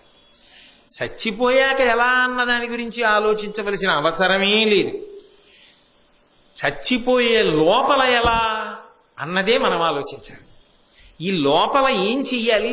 మరణం వచ్చే లోపల నేను ఎంత చెయ్యగలను, ఏం చెయ్యగలను అన్న వరకే. దాని తర్వాత ఎందుకు అసలు? దాని తర్వాత ఏం చేయాలన్నది ఆలోచించవలసింది కొడుకు, కాకపోతే అల్లుడు, కాకపోతే మనవలు, కాకపోతే స్నేహితులు, ఆఖరికి ఎవరూ కాకపోతే పురపాలక సంఘం. అది మనది కానీ కాదు దాని గురించి. కాబట్టి దాని గురించి ఆలోచించవలసిన విషయమే లేదు. అసలు దాని గురించి బెంగే పెట్టుకోక్కర్లేదు. బెంగట్టు పెట్టుకుంటే ఊపిరున్నంత కాలం నేను ఏం చెయ్యాలని ఆలోచించాలి. అది ధీరత్వం. కాబట్టి అమ్మో, కర్ణుడు మాట్లాడితే కొన్ని విషయాలు ఎంత అద్భుతంగా మాట్లాడతాడండి. కాబట్టి కీర్తి విహీనుడచూ శవంబు, ఏ కీర్తి లేనివాడు, ప్రయత్నపూర్వకంగా ఏ మంచి పని చెయ్యనివాడు శవంతో సమానం. శవం చూసి కొద్దిగా దూరంగా జరిగినట్టే, ఏ కీర్తి లేదంటే అపకీర్తి ఒకవేళ ఉంటే వాడిని చూసి దూరంగా బోరు, రావణాసురుని తీసి దగ్గరికి వెళ్తారా ఎవరన్నా? కాబట్టి దుష్కీర్తను ఎల్లచేటులను గిట్టి హరించుననండే. అన్ని ఉపద్రవాలు ఎందుకు వస్తాయంటే అపకీర్తి వల్ల వస్తాయి. అపకీర్తి సంపాదించాడంటే దాని అర్థం ఏంటి? లోకాన్ని బాధపెట్టాడనేనా? లోకానికి మంచి చేసిన వాడు బతికుండాలని ఎలా కోరుకుంటారో అలా అదే పనిగా అందరినీ బాధ పెడుతుంటే ఏమంటారు? ఇంత చంపేస్తున్నాడు అందరినీ బా అని 10 మంది నమస్కారాలు పెడితే వాడికి కీడు వస్తుందా రాదా? నేను నోటితో అండం ఎందుకు ఇంకా మిగిలిన విషయాలు. అందరూ లోకం నింద చేసేసింది అనుకోండి, వాడికి కీడు వస్తుంది. అన్ని కీడులకు మూలం అపకీర్తి, అన్ని సుఖాలకి మూలం కీర్తి. కాబట్టి కీర్తి కోసం మనిషి బ్రతకాలి, కీర్తి కోసం చచ్చిపోతాను తప్ప కీర్తిని వదిలి బతికుండడానికి నేను ఇష్టపడిన. అందుకు ఇచ్చేస్తా కవచకుండలాలు. అది సిద్ధాంతం. కర్ణుడు చేసింది ఏమిటిరా అంటే, నా సూర్యభగవానుడా మీరే వచ్చి చెప్పినా నేను మాత్రం కవచకుండలాల కోసం అని చెప్పి కీర్తిని వదిలిపెట్టడానికి సిద్ధంగా లేను. కాబట్టి అటువంటి కీర్తి ఏది ఉందో అది మనిషి ప్రయత్నపూర్వకంగా సంపాదించి నిలబెట్టుకోవాలని తొల్లి భక్తార్తిహరుండునా వరగు అంబుజసూతి జగద్ధితంబుగన్. సృష్టికర్త అయినటువంటి చతుర్ముఖ బ్రహ్మగారే ఒకానొకప్పుడు లోకములన్నిటికీ కూడా దీన్ని గొప్ప విశేషంగా చెప్పలేదా? కాబట్టి నేను కీర్తితో ఉండడానికే ఇష్టపడతాను. అంతేకాదు, నేను ప్రయత్నపూర్వకంగా చేసుకున్నటువంటి ప్రతిజ్ఞలు కొన్ని ఉన్నాయి. ఆ ప్రతిజ్ఞ అతిక్రమించను. అది నిజంగా క్రమశిక్షణ. కొంతమందికి జీవితంలో క్రమశిక్షణ ఉంటుంది. వాళ్ళు అలా పెట్టుకుంటారు. ఏది యామనివ్వండి, జీతం వచ్చిన తరువాత ఒక 500 రూపాయలు తీసి పక్కన ఒక డబ్బాలో పెట్టేస్తా. అది కొంత అయ్యాక ఏదో ఒక మంచి పనికి వెచ్చించి ఖర్చు పెట్టేస్తా. మంచి పని అంటే ఇంట్లో కుర్చీ కొనుక్కోవడానికి కాదు, ఎవరికో ఎక్కడో ఏదో అవసరం నేనున్నాను అని ఆదుకోవడానికి ఖర్చు పెట్టేస్తాను. నా సంపాదనలో ప్రతి నెల ఒక 500 రూపాయలు నాది కాదు. అది ఒక 5,000 అయిన తరువాత అవసరంలో ఉన్నాడని నా మనసు నమ్మేటట్టుగా ఎవడు కనబడతాడో వాడికి ఇచ్చేస్తాను. అది నేను సమాజము కొరకు, తద్వారా నా జీవుడి అభ్యున్నత కొరకు నేను సంపాదిస్తున్నది అని. అది క్రమశిక్షణ. అసలు అటువంటి సంకల్పం రావడం గొప్ప. వచ్చిన తరువాత ఏ కారణం చేతనో ఒక నెలలో ఆదాయ పన్ను బాగా కోసేసేయడం వల్ల జీతం చిక్కిపోయింది, ఈ ఒక్క నెల 500 పెట్టడం కుదరదు అనడం. 2 ఆధరవులకి బదులు 1 ఆధరవే తింటాను తప్ప 500 పెట్టడం మాత్రం మానను అని అలాగే పెట్టేస్తాడు. అది క్రమశిక్షణ. ఎందుకనంటే అన్నిటికన్నా జీవితంలో గొప్ప విషయం ఏంటంటే ఒక మంచి సంకల్పం కలగడం. అది ఎట్టి పరిస్థితుల్లోనూ కాదనడానికి వీల్లేదు. మంచి సంకల్పం కలగడమే గొప్ప. అయితే సంకల్పం ఒక్కటే మిగిలిపోయి దానికోసం ప్రయత్నం మాత్రం అడుగంటిపోయింది అనుకోండి, నవ్వుల పాలైపోతాడు. నేనేదో అవ్వాలని ఓ కోరిక ఉండడం గొప్ప. నేను ఓ డాక్టర్ని అవ్వాలి, మంచిది. నేను ఐఏఎస్ చదువుకోవాలి, చాలా మంచిది. నేను మంచి ఇంజనీర్ అవ్వాలి, మంచిది. ఉండి తీరాలి. ఆశయం ఉండకూడదని ఎవ్వరనరు. ఆశయం ఉండాలి. ఆశయంతో పాటుగా ఏముండాలంటే దానికి కట్టుబడి బ్రతకగలిగినటువంటి క్రమశిక్షణ ఉండాలి. ధృతి, పట్టుదల. నేను అలా ఉంటా, ఏది ఏమని నేను దానికోసం నిలబడతా. అంతేగాని ఇవాళ అని రేపటికి విసుగు రాకూడదు. ఇవి అంటే నాబోటి వాడి విషయంలో ఉన్నావు కాబట్టి ఇది బాగా చెప్పగలుగుతున్నాను. చిన్న చిన్న విషయాల్లో ప్రతిజ్ఞ చేస్తాడు, ఆ తర్వాత అది బరువు అయిపోతుంది. ఎక్కడో సుప్రభాతం వింటాడు, వెంకటేశ్వర సుప్రభాతం, చాలా బాగుంది, ఇంక నుంచి నీకు చెప్తున్నాను, ఇంకా ఏది ఏమైపోని ప్రతి శనివారం మన ఇద్దరం 4 అయ్యేటప్పటికి లేవాలి. 5 అయ్యేటప్పటికి తెమిలిపోయి నేను వెంకటేశ్వర సుప్రభాతం చెప్పి పూజామందిరంలోకి వెళ్తుంటాను. 3 వారాలు బాగుంటుంది. 4వ వారం గురువారం నుంచే ఒత్తిడి మొదలవుతుంది. ఆదివారం నాడు మళ్ళీ ప్రయాణం ఉంది, ఇదో గొడవ, మళ్ళీ తెల్లవారు శనివారం తెల్లారగట్ట 4ంటికి లేవాలి. బయట మబ్బేసింది అనుకోండి, వాన పడుతోంది, కాస్త చల్లగా ఉంది, పడుకుందాం అంటే తెల్లారగట్ట లేవాలి. కరెంట్ ఉంటుందో ఉండదో, 4ంటికి లేస్తాను, సుప్రభాతం పాడతానని అలోడి పెట్టుకున్నాను. ఆయన అనకపోయినా చటుక్కున నేస్తారు, ఆలోచించరు. 4ంటికి ప్రతి శనివారం లేచిపోతాను. సాధ్యమా? 3 వారాలు సుప్రభాతం పాడేటప్పటికి 4వ వారం శనివారం పాడవలసిన సుప్రభాతానికి బుధవారం నుంచి ఒత్తిడా అంటే బరువైంది. పని బరువు అవ్వకూడదు, పని సంతోషాన్ని కలిగించాలి. నువ్వు ఏది చేస్తున్నావో అది రేపు చేయడానికి సంతోషం ఉండాలి, ఎల్లుండి చేయడానికి సంతోషం ఉండాలి, ఆ తర్వాత చేయడానికి సంతోషం ఉండాలి. అది అధర్మం మాత్రం కాకుండా ఉండాలి. మీరు చెప్పినట్టు సంతోషంగానే చేస్తున్నానండి అని చెప్పి చెయ్యకూడనివి చేయమని కాదు. చెయ్యవలసిన వాటి విషయంలో సంకల్పం ఎంత గొప్పదో అది చెయ్యడానికి చేసే ప్రయత్నంలో సంతోషాన్ని పొందడం అంత గొప్పగా ఉండాలి. పుస్తకం చదవడం అంత సంతోషంగా ఉండాలి. అబ్బా చదవాలని తలకొట్టుకు చదవకూడదు, అబ్బా నా అదృష్టం చదువుతున్నానని చదవాలి. నా అదృష్టం పూజ చేస్తున్నానని చెయ్యాలి, నా అదృష్టం భోజనం చేస్తున్నానని చెయ్యాలి, నా అదృష్టం ప్రవచనం చేస్తున్నానని చెయ్యాలి. వాటికి అయిపోయింది అబ్బా అని దిగిపోకూడదు. అబ్బా రేపు వస్తే ఎప్పుడు వస్తుందో అంటూ దిగాలి. అది జీవితంలో ఉండవలసిన పూనికి. అది ఉన్న చోట విజయం ఉంటుంది, అది ఉన్న చోట కీర్తి ఉంటుంది. తప్ప సంకల్పం మంచిదై అనుష్ఠానము బలహీనమైపోతే, ఆచరణ యందు తట్టుకోలేక ఎవడు చేస్తాడని బెంగెట్టేసుకుంటే వాడు సాధించలేడు. చెయ్యడంలో సంతోషంతో దానికోసం సాధన చేసిన వాడెవడో వాడే కృతకృత్యుడై కీర్తిని సంపాదించి చాలా మందికి ఆదర్శప్రాయుడవుతాడు. ఇదొక్కటి జీవితంలో పట్టుకోగలిగితే మీరు అనుకున్నది మీరు కాగలరు. ఇదొక్కటి చేత కాకపోతే జీవితంలో పక్కన ఉన్న హుండీలో 10 రూపాయలు పెట్టి ఇంకోటికి ఇవ్వడం కూడా సాధ్యం కాదు. అవసరాలు బతికున్నంత కాలం ఉంటాయి, ఉండకుండా ఎలా ఉంటాయి. 10 ఉంటే 11 రూపాయలకు ఉంటుంది, 11 ఉంటే 12 రూపాయలకు ఉంటుంది. తప్ప 10 రూపాయలే ఉంటే 5 రూపాయలే అవసరాలు ఉండడం అన్నది ఎప్పుడూ ఉండకపోవచ్చు.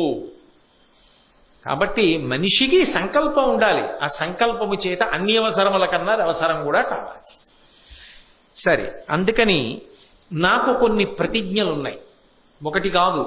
ఆయన నిజంగా ఆచరించాడు అంటే కర్ణుడు ఎంత గొప్పవాడు అని చెప్పడానికి నేను ఇంత నేపథ్యం చెప్పా. ఒక సుప్రభాతం పఠిస్తానని నాలాంటి వాడు ప్రతిజ్ఞ పెట్టుకుంటేనే వేళ్ళు విరిస్తే 3 వారాల తర్వాత ఇన్నిటికి చెయ్యడానికి కవచకుండలాలు ఎత్తుకుపోవడానికి ఎవడో వస్తున్నాడన్నా కూడా ఇచ్చేస్తాను తప్పన నేను ప్రతిజ్ఞ మాత్రం అన్నాడంటే కర్ణుడు మామూలు మనిషి అండి, ఎంత గొప్పవాడు. అంత గొప్పవాడి గురించి చెప్పడం నాకెంత సంతోషం, వినడం మీకెంత సంతోషం. అందుకు కదా చెప్పుకుంటున్నాం. అలా బ్రతకగలగాలి మనిషి, అది దీక్ష అని ఆయన అన్నాడు. ఒకటి కాదు, సూర్య భగవానుడా ఇంకా చాలా ఉన్నాయి, నాకు విను ఒక్కసారి చెప్తాను అని చెప్తున్నాడు. ఎప్పుడైనా నిన్నని చెప్పాను, ఇంతగా చెప్పేది ఆయన దానం చేసే వేళ ఒకటి ఉంటుంది. ఆ వేళలో ఏ బ్రాహ్మణుడు వచ్చినా నా శక్తి వంచన లేకుండా దానం చేస్తా. అడిగినవన్నీ తెచ్చిచ్చేస్తానని కాదు. అయ్యా ఓ పంచల్ చాప ఇవ్వండి అంటే 3 ఉంటే ఒకటి ఇచ్చేస్తా, ఎందుకంటే ఒంటి మీద ఒకటి దండం మీద ఒకటి చాలు కదా అని ఇచ్చేస్తా. 2 ఉంటే ఏమో ఒకటి ఇచ్చేసి ఒక్కదాంతో ఉండడానికి అనుమానపడి అప్పుడు ఏమైనా దానికి ప్రత్యామ్నాయం ఆలోచిస్తానేమో. అప్పుడు ఏదో అయ్యా ఇదిగో ఇది ఉంచుకోండి మీ దగ్గర అని ఇంకేమైనా మార్గం చూపిస్తానేమో, నా దగ్గర ఉన్న ద్రవ్యం ఇవ్వడమో ఏదో చేస్తానేమో. శక్తి వంచన లేకుండా ఆ సమయంలో వచ్చిన వారికి దానం చేస్తాను, ఒకటి. రెండు, శత్రువు ఎంత బలవంతుడైనా యుద్ధ భూమిలోకి వెళ్ళాక సంహరించడానికే ప్రయత్నిస్తాను. వాడు బలవంతుడని మాత్రం యుద్ధం చేయకుండా పారిపోను. యుద్ధం చేశాక తర్వాత వేరే విషయం. ఒకవేళ అలా యుద్ధం చేసినప్పుడు అవసరమైతే మరణించడానికి వెనుకాడను, వీరమరణం పొందడానికి సిద్ధంగా ఉంటాను. ఎంతటి శత్రువు అవనివ్వండి, కర్ణా శరణం కాపాడు అని వస్తే శరణిచ్చేస్తాను, రక్షిస్తాను, తప్ప చంపను. ఎంత శత్రువైనా కానీ, స్త్రీలు కానీ, చిన్నపిల్లలు కానీ, వయోవృద్ధులు కానీ, దీనులు కానీ, బ్రాహ్మణులు కానీ, నేను చాలా కష్టంలో ఉన్నానని అంటే నాకు ఎన్ని పనులున్నా పక్కన పెట్టి ముందు వాళ్ళ రక్షణ చూస్తాను. అలాగే ఇటువంటి నియమాలు కొన్ని పెట్టుకున్నాను. ఈ నియమాలను అతిక్రమించను. వీటిని పరిపాలన చెయ్యడం నా కీర్తికి కారణం. అవి నా జీవిత విధానంలో అంతర్భాగాలు. వాటిని వదిలిపెట్టి ఉండడం నాకు సంభవం కాదు సూర్య భగవానుడు. అందుకని నేను ఇంద్రుడే వచ్చినా, ఏ వేషంలో వచ్చినా, రావలసిన వేళలో వచ్చి అడిగితే మాత్రం ఇచ్చేస్తాను. ఆ విషయంలో మారుమాట లేదు. నాకు కీర్తి ప్రధానం. అంటే సూర్య భగవానుడు చూసి, కీర్తే ప్రధానం, ఇచ్చేస్తానంటున్నావు కదా, కానీ నేను కూడా కొన్ని మాటలు చెప్తాను, జాగ్రత్తగా విను అని ఆయన చెప్పడం మొదలుపెట్టాడు. ఆయన చెప్పినవి ఏమిటో మనం రేపు కాదు, ఎల్లుండి 7 గంటలకు కలుసుకున్నప్పుడు వినే ప్రయత్నం చేద్దాం. ఎందుకనంటే గోపాలకృష్ణ గారు చెప్పారు కదా, రేపు ప్రవచనం ఉండదు, పంచాంగ పఠనం ఉంటుంది అని, ఉగాది సందర్భంగా. అందుకని పంచాంగ శ్రవణం చేద్దాం, చక్కగా ఆశీర్వచనాన్ని స్వీకరిద్దాం. మంగళాశాసనపరై మదాచార్య పురోగమై సర్వైశ్చ పూర్వైరాచార్యై సత్కృతాయాస్తు మంగళం. మంగళం కోసలేంద్రాయ మహనీయ గుణాత్మనే చక్రవర్తి తనూజాయ సర్వభౌమాయ మంగళం. ఉమాకాంతాయ కామితార్థప్రదాయినే శ్రీగిరీశాయ దేవాయ మలినాథాయ మంగళం. సర్వం శ్రీ ఉమామహేశ్వర పరబ్రహ్మార్పణమస్తు. స్వస్తి.